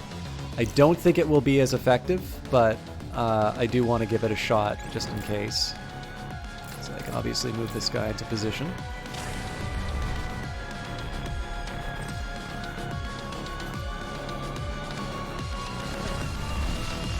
So one thing I'm sort of debating on is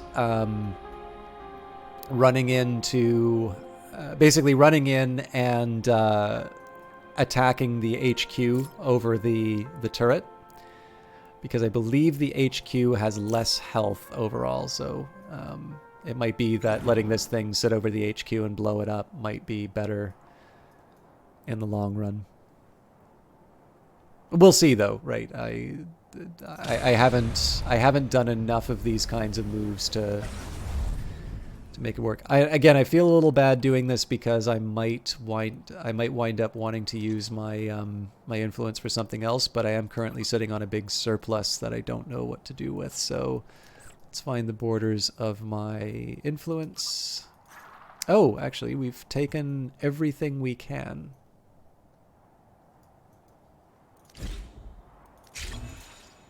It'd be interesting if there's a way of change, like if you could do something to adjust the number of trade tickets that you get.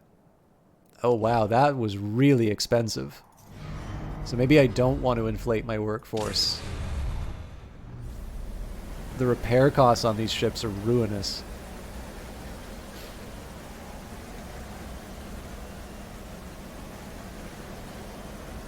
Okay, that's going to be something I have to keep in mind.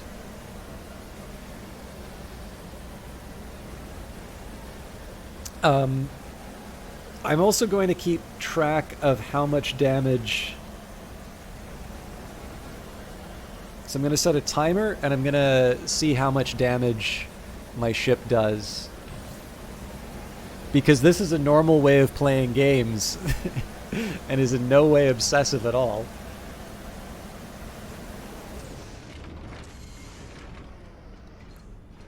Okay, let's get you up. I want to see how my my big ship handles these attacks.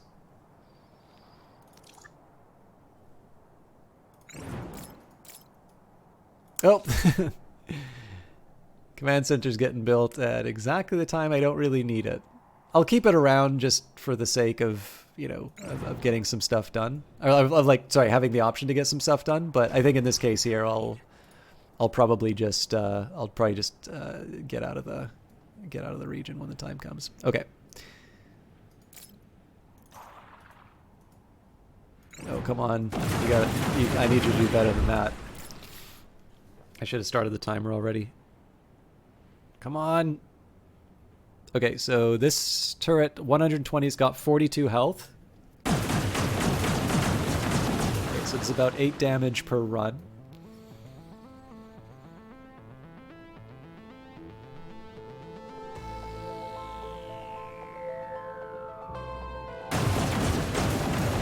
I'm pretty sure we're going to be able to take this thing out. Yeah, this thing's gone.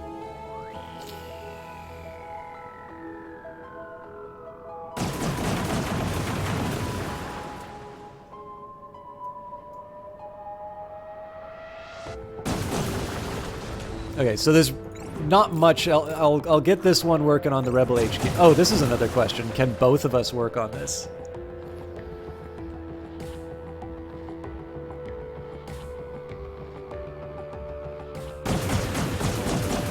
So I might have to... Oh, this is really interesting. Okay. So the Rebel HQ actually has more health. But we can put 2 ships in place to take it out.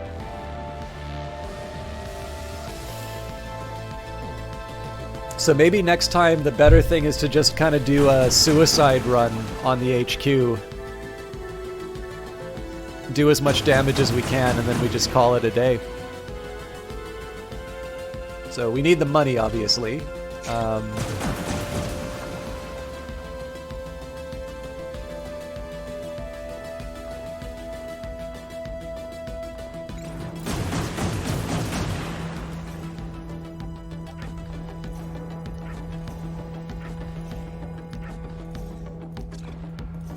This is gonna just demolish my workforce for a little bit, but I'm not too worried about it because I'm gonna be dismantling all of these. I'm gonna be dismantling all of these buildings.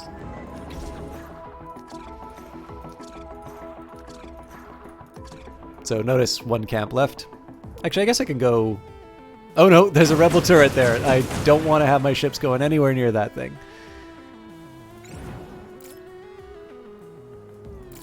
So I'm going to see if I can bait out the defending ship in that region.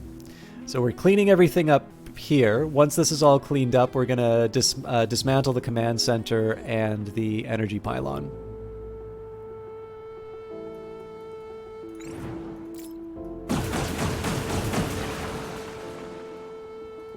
It also wouldn't hurt for me to get a better read on where the enemy is. Okay, so there's a shipyard here. If memory serves, the turret's basically right beside the shipyard.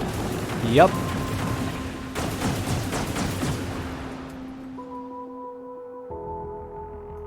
In fact, that may be a level 3 turret. Oh, yep, that thing's mean. I'm gonna have to rethink my approach. I think I'm actually gonna have to take out the turret.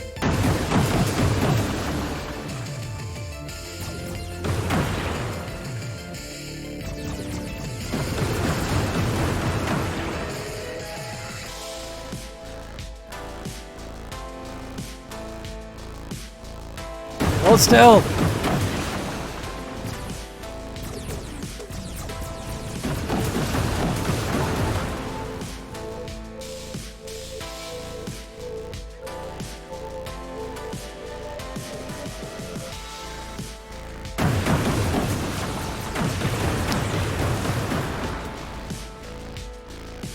Obviously, they know how to time very well.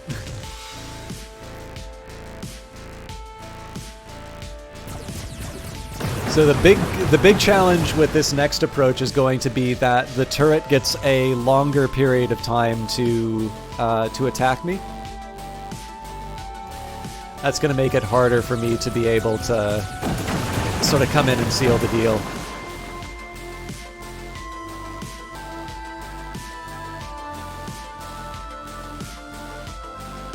So of course the approach where we build command centers to take it out is potentially the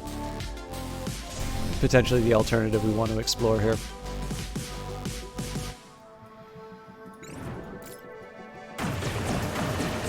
Looking pretty grim on the cash front though.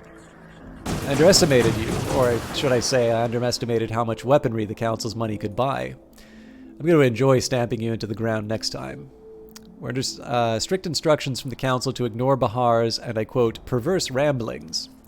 The Council will be pleased that we bested them this time. Let's make sure we do the same next time, too.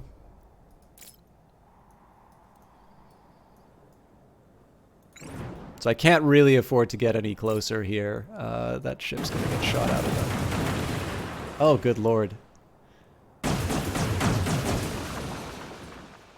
I mean, I'm glad we got rid of the defending ship, but that is definitely going to be a very, very hard fight. In fact, now that I think of it, as long as I can get the credits, I actually think the optimal approach would be to just go straight for the HQ. The more that I think about it, because the HQ is probably going to be softer than the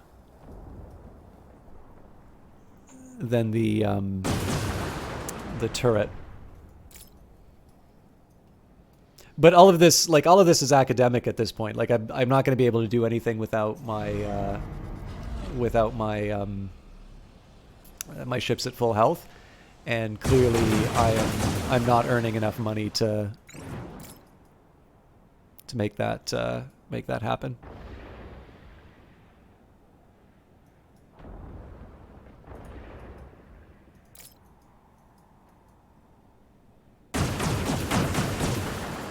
Oh yeah, I did say I was going to do something sneaky, so let's take a factory and put that there.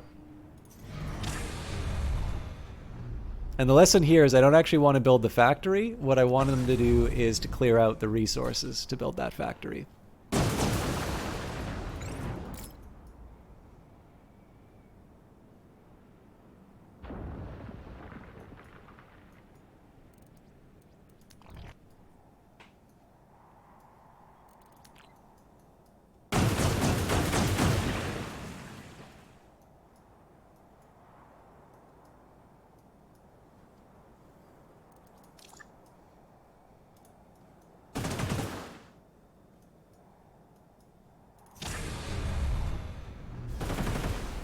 Okay, repairs are still happening. That's good.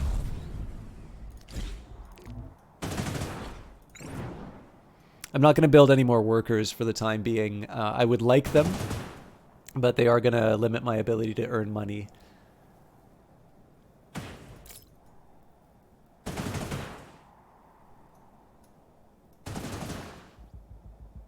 No, payday came.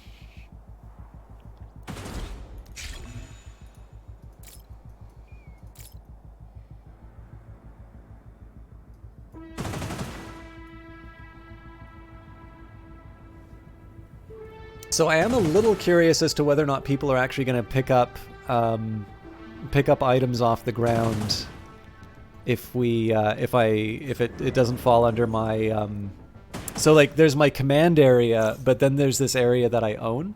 I'm going to hang on to this right now because I can sort of afford it, but I'm eventually going to take down this command center and try and extend out to the enemy territory over here.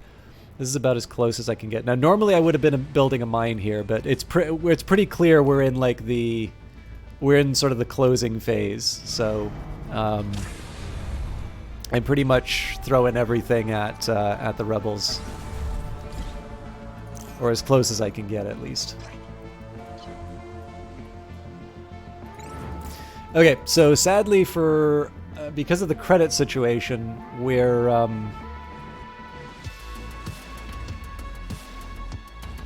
sort of stuck. And we really don't have much as far as in terms of minerals either.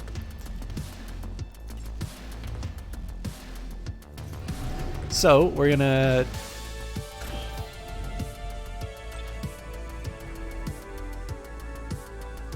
I am eventually going to need high quality isotopes, but what I'm gonna do right now, we haven't been able to refine them anyway. So I'm going to turn off these processors for a bit. I will keep the mineral one on because high quality minerals will be important. So I'm not turning off the whole factory simply because I do actually need the storage space, and I do want people moving things into storage. You actually get fully repaired? Not even close.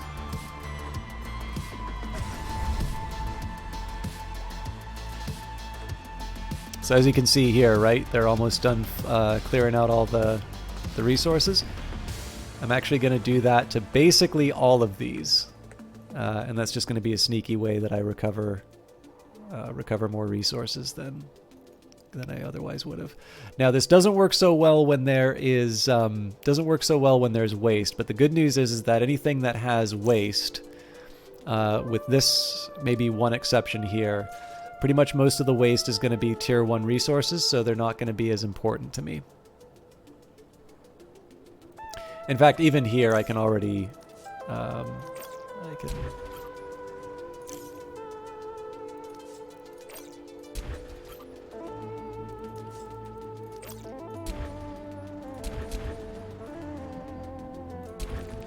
this is like basically any free resources I can get gets a factory built on it.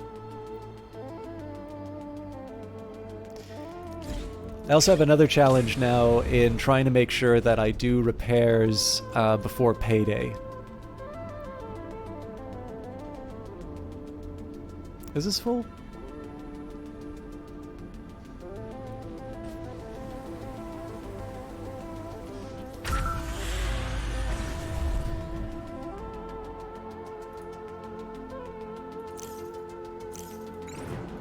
Okay, this is gonna get expensive.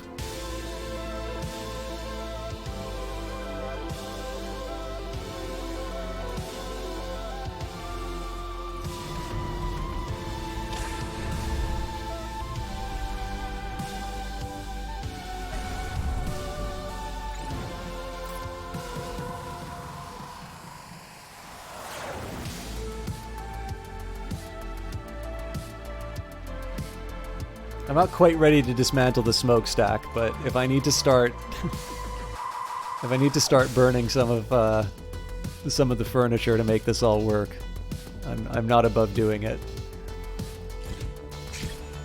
Okay, so we're on leisure time now. At this point, any repairs that are gonna happen, like at this point, like any money that I have right now is going into repairs. I should be careful. I shouldn't. Once I've cleared out my existing credits, I should wait 8 minutes for the salary cycle to pass by, and then once that's happened, I'll use some tickets from. Actually, what's probably better for me to do is wait until I've got 5 trade tickets up, and just do a clean, like full repair job, rather than to try and do it in these increments.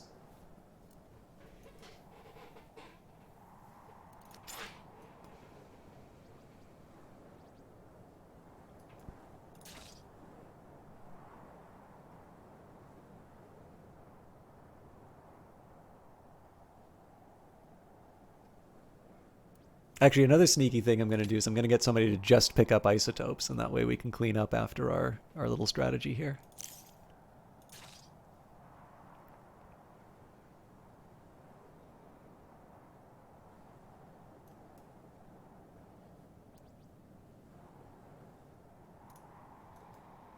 So this won't be the most exciting thing to watch, but this is unconventional warfare. I'm also a little bit worried about the fact that our fuel turbine is starting to be starved a little bit. But you know, it is what it is, right? I don't have a whole lot that I can do about it right now. Okay. Again, they're going to move one by one to just all these ones.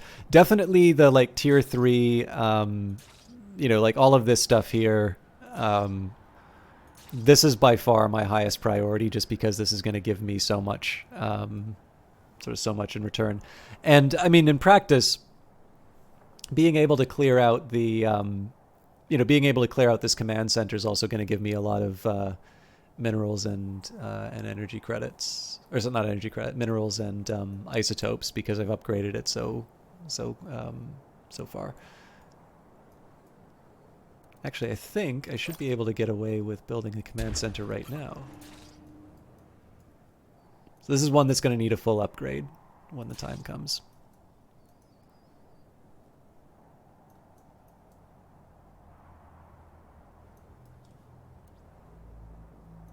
And there might be an argument for me getting someone to work on this isotopes patch, but I'm going to try and take advantage of what's lying around on the ground first.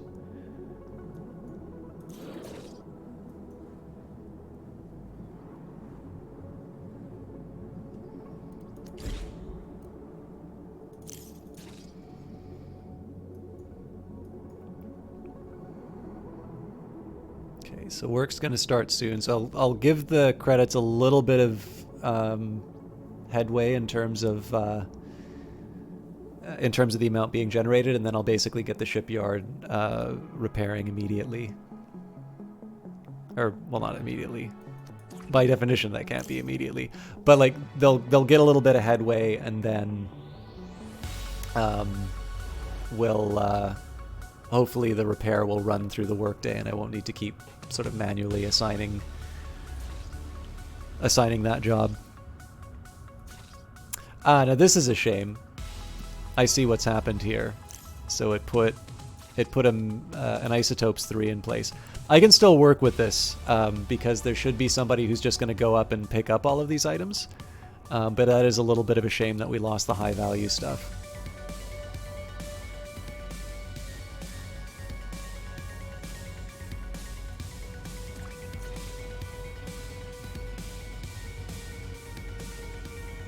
Okay, that should be more than enough.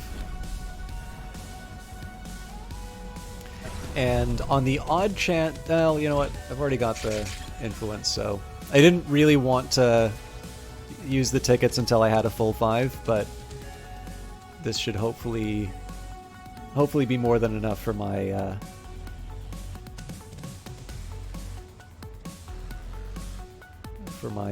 my ship.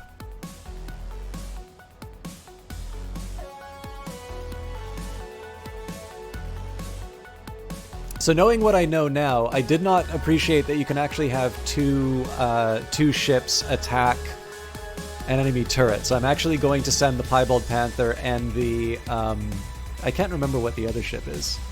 The Leaden Viper. I'm going to send both to go after that turret, at least until we get an idea of the different like the relative strengths. The problem is because the enemy turret spends so much time attacking us. Even if it has more health, the fact that there's this period of time where we're taking damage and not dealing any, that can mean that it's a higher priority to get rid of than it previously would have been.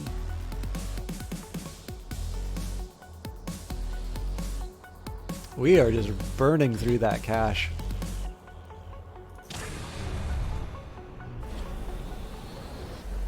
But it's ready to go. So of course it'd be very cool to do a night attack and, you know, be all strategic about it, but no, we're gonna go in broad daylight. It's a sign of supreme confidence.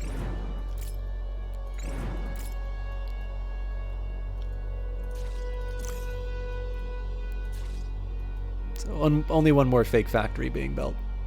Again, the real shame here is that it used tier 3 minerals. That's totally on me for using autocurrency. But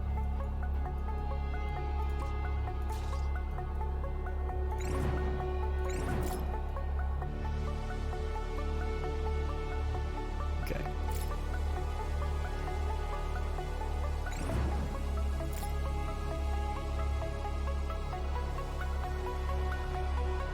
So as soon as the enemy turret starts tracking the Leaden Viper, I get to move the Piebald Panther in.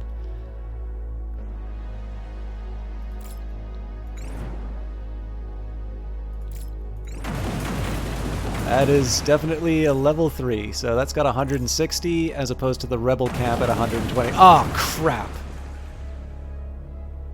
We should be focusing on the tier 2. That's half my health already gone.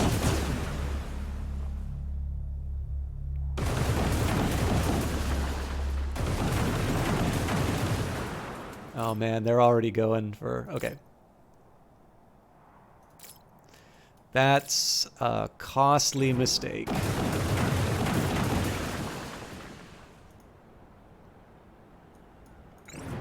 Two turrets defending each other. So this is really the point where it's clear, like, the option where we build command centers is the most cost effective by far. I'm gonna keep this strategy in my back pocket, but I need to find a way of getting rid of at least one of those turrets. Otherwise, we're gonna be doing this forever. Oops. All right. So We'll get our people repairing, because God forbid we pay our workers. I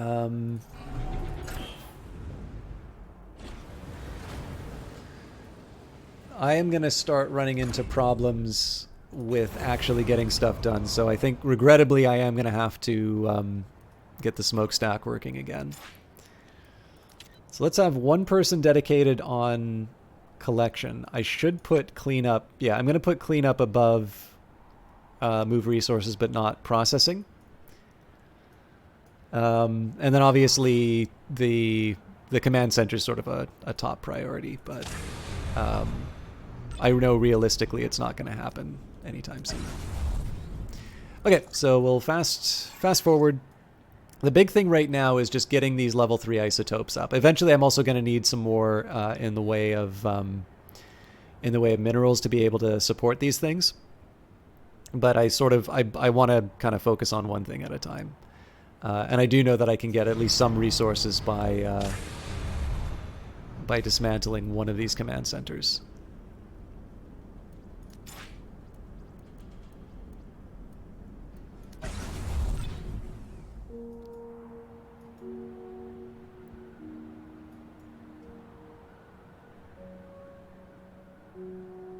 What I'm sort of relying on here is that if I have a single worker doing this, this collection job, it will take a while, but they are going to just very steadfastly, pick up these minerals to be worked, and so on. We also have, actually, we've got a fair number of single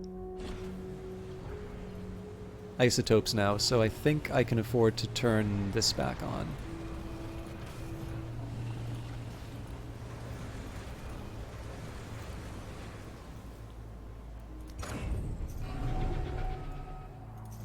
Okay, this is not actually ready to launch, I don't think.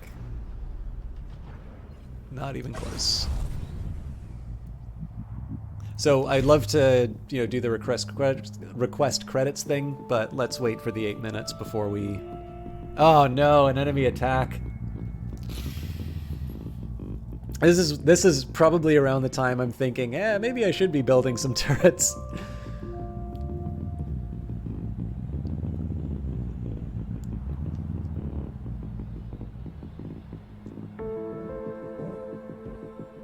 This is winnable, but man, it's dicey. And I'll admit, this is not how I normally would have played. I'm sorry to keep banging on about the workers, but the fact that I kind of cut my workforce in half partway through this has definitely led me to sort of do a very sort of all or nothing sort of approach to this.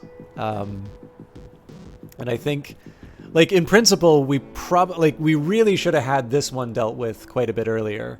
And so then the question would be whether or not I would be able to get execute the plan quickly enough to be able to take out the stronger base, the one with the 2 turrets. But now, of course, the question is going to be a little different. So we got to wait for 4 minutes, and then we'll request some credits and otherwise repair. I need to have at least one ship ready to deal with the, be a welcoming party, because we don't have any other form of defense right now.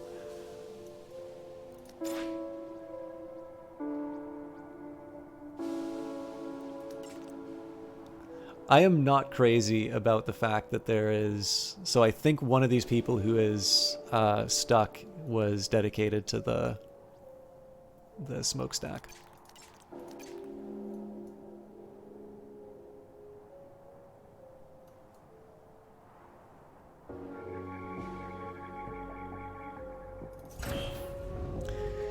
And while I'm at it, I'm actually going to disable these factory jobs.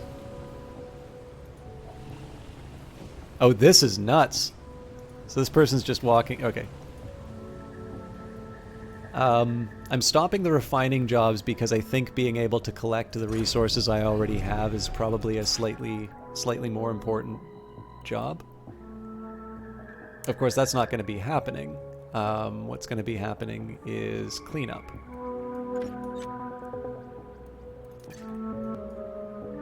So yeah, I think let's get some people working on the the move resources part before I do anything else. Okay, payday's passed, so now we can afford to ask the council for money.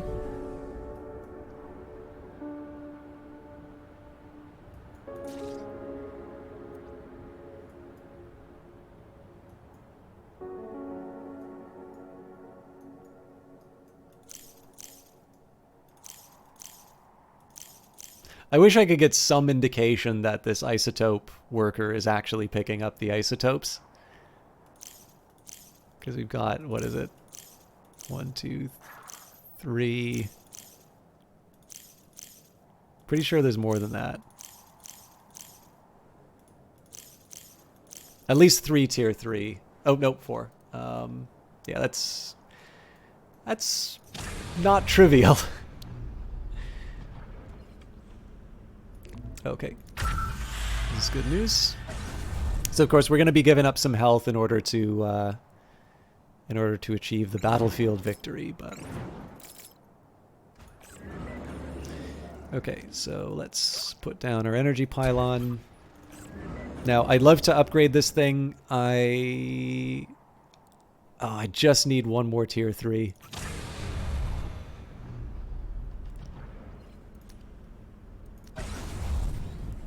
And it's particularly important I actually follow through on making the most of my resources, because I'm not guaranteed to get any more. So in this exception here, I am actually going to put somebody on refining the basic resources. And I suppose what I'll do here is I'll dedicate someone to creating tier 3s, at least until we're in a more comfortable position. Okay, so this again is going to get my workers doing not so efficient things, but it's a chance to just kind of clear out. What I'm really focusing on here is an attempt to try and get new territories for a future base. It's also just a nice little sink for my influence. Obviously, I'm generating more than I know what to do with.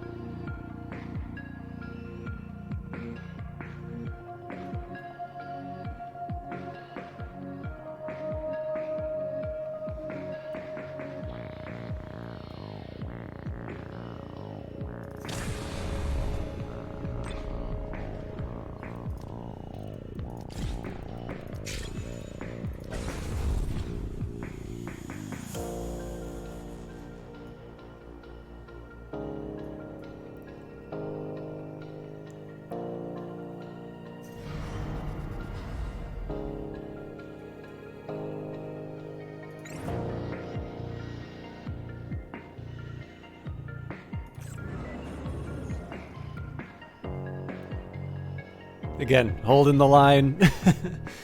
I really want to upgrade this thing, but I do not want to upgrade it at the expense of losing another tier 3.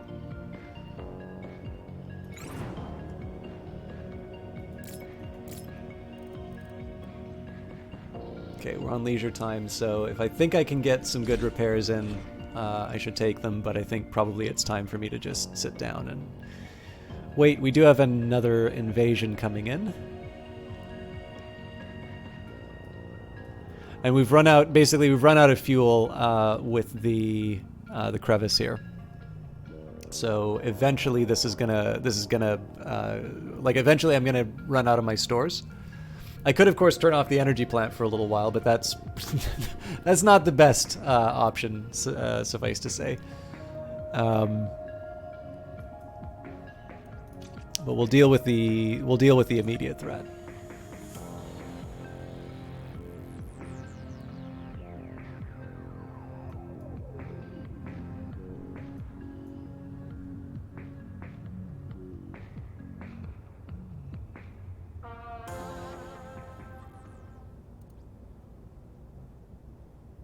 I have an idea of how I can leapfrog to... Oh, that's a big one.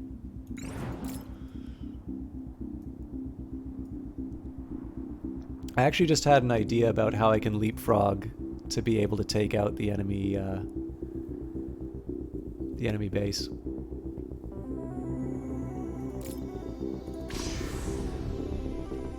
Okay, so again, we're going to rely on our ability to target individuals.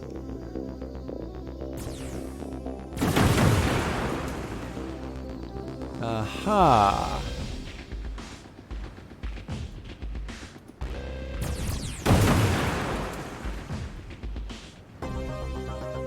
So taking out the generators isn't going to be enough. They've got enough batteries to keep them going.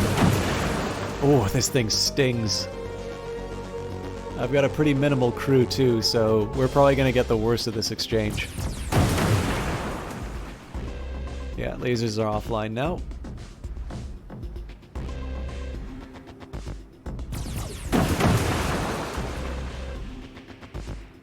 This is not looking good for us. If we can't get those lasers online, there's absolutely no point in... Okay. We need to abort.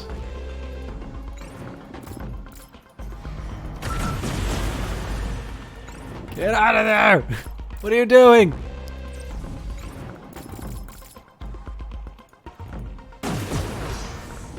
We got hit in the engine, didn't we? Oh, we are done for.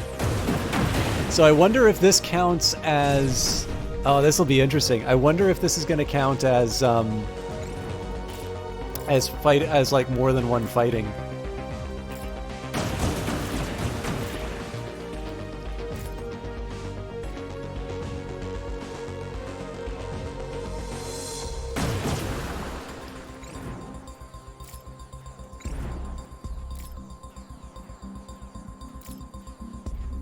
Oh yeah, this is brutal. So I can't say I'm particularly fond of this.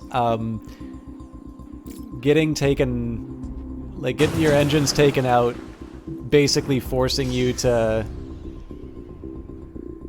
I mean, we don't really have any options here. To self-destruct seems to make as much sense as anything else.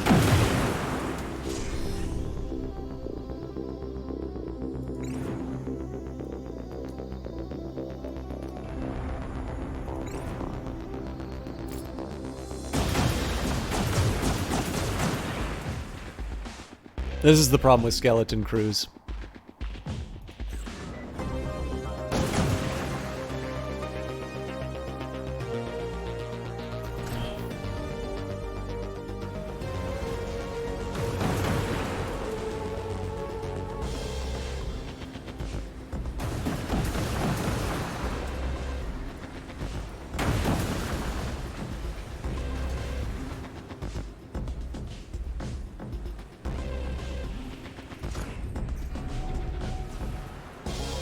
We're probably gonna lose this one too.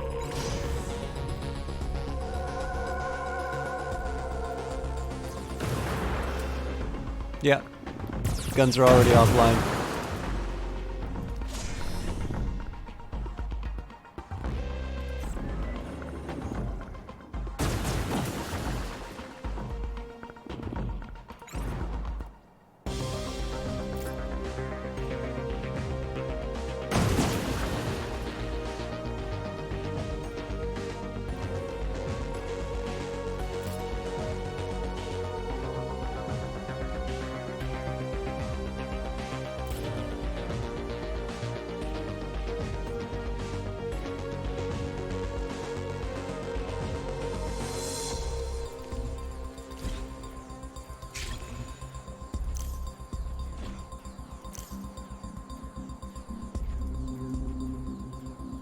So we'll see if I want to try and see if I can get, oh no, and the payday's coming in. Okay. I want to see if I can get whatever repairs I can in on this thing, so we can get it like back and ready to fight.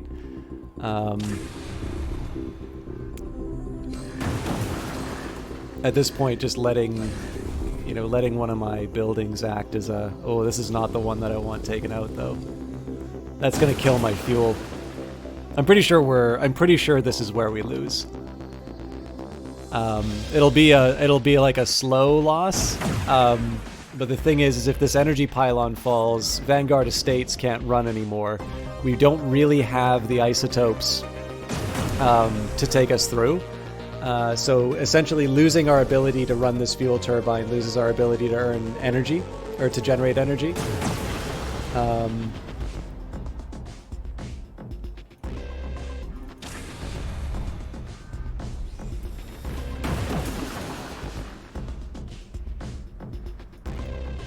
Well, I'd like repair it or don't, guys. Like, there we go.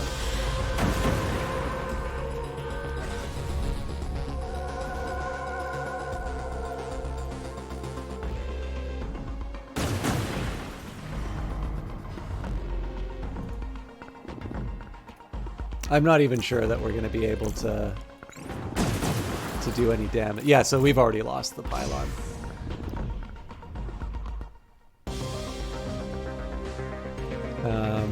And yeah, all of the lasers are offline, so this is game over.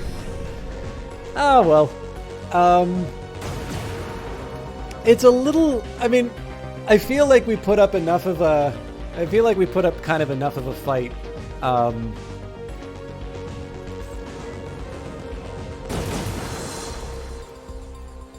But I don't know. I will admit, like, it's really hard to see this sort of stuff and not feel like you were cheated. So as much as I'd love to show this going to the end, this is obviously running a little slow, and we are actually coming on 5 hours streaming. So regrettably, pioneering Terraformer under its new form remains unconquered. But I will grudgingly accept my loss. This was really neat, though. I feel like this taught me quite a bit about navies.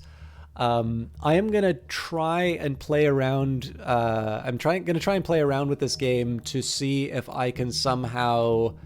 I'd really love to find what triggered those workers running in place, and I think there's a reasonable argument that had I even built a bigger fleet earlier on, I might have been able to overcome the challenges that we had before. So anyways, thus ends the end. Actually, I probably shouldn't delete the playthrough just in case. I think green heart part. We'll wait all this until the new patch before we delete some of this stuff, because I don't know if there's something about the workers running in place that has useful information. I should probably report that. But I hope the tricky bits that I ran into didn't turn you off this game too much. I keep playing it for a reason. I suspect I'd love to do a new contract, even tonight, but it's already past midnight, and I believe it's now been 3 days in a row that I've not actually done a big project I was meaning to follow up on. So I really want to try and put a little work on that right now. But I don't know. I think I'm debating. So standard investors find hungry opportunists would be interesting, but there's a lot of rebel camps on that one. So I think I might actually try pioneering Terraformer again, having sort of got my found my feet. But we'll see how it goes. It sounds like if I understood Jared correctly, that then there's a patch next week. If so, then that would mean that I will be. That means that I'll actually be. I'll probably be playing this again next week with the new update. If not, I should probably go back to Phantom Brigade, and then we'll just do a proper run of we'll do another run of that one, because I think it actually might mean that Phantom Brigade winds up with like only one or two streams. That's fine. Phantom Brigade kind of gets priority just because of the that game dev meetup that happens on the 2nd of the month. One way or the other, though, we'll try and get these all to fit together. And once I finish Hollow Knight, that will free things up for me considerably as well. But there are a couple of other games that I was given keys to, which I would like to. I kind of like to make sure that they get done in a timely way as well. So probably Industries of Titan next week, but we'll see where things are going. Thank you very much for stopping by, Apocalypse, if you're still around. I hope you got an idea of what the game is like despite my challenges. And I've noticed that Static Saturn is streaming tonight. So Static Saturn is somebody who I met through Brian on the Rocks. He's the streamer who works on Apex Legends. So she's currently playing Resident Evil Village, and I know she's been looking to build her channel. So I'd love it if you would stick around and show a little bit of support, decide if it is your kind of a thing. As for me, I am going to... Oh, interesting. So I can't raid a channel that is intended for mature audiences. Fair enough. Actually, that is a good point, because I'm no longer listed as mature. And clearly, I do not want to take people who like city builders to suddenly turn around and do Resident Evil Village. That is really good information for me to know, and something I should think about in future. With that in mind, as much as I would okay, those of you who'd like to see Static Saturn, please do check out our channel. Unfortunately, I no longer have the raid option, given the difference in maturity. So I will raid... Oh, I already have a raid in proc. What the hell is going on here? Oh, okay, so it's still... Never mind. Okay. Night Valiant is also streaming tonight, but it looks like it's getting ready to go, so see ya. Oh, no, hang on. Okay, it is... What the hell is going on with... Okay, no, it hasn't raided yet. Okay, please do hang out with Static Saturn. Obviously, if you are not a mature viewer, you may want to check out Night Valiant. She's playing Resident Evil Village. I will be back Wednesday for Hollow Knight. Monday will be more Stellaris. Tuesday, I've already got the new episode for Elder Scrolls Oblivion. I think that's everything. Sorry for such a clowny ending tonight. Please treat Static Saturn well, and I will see you all next time.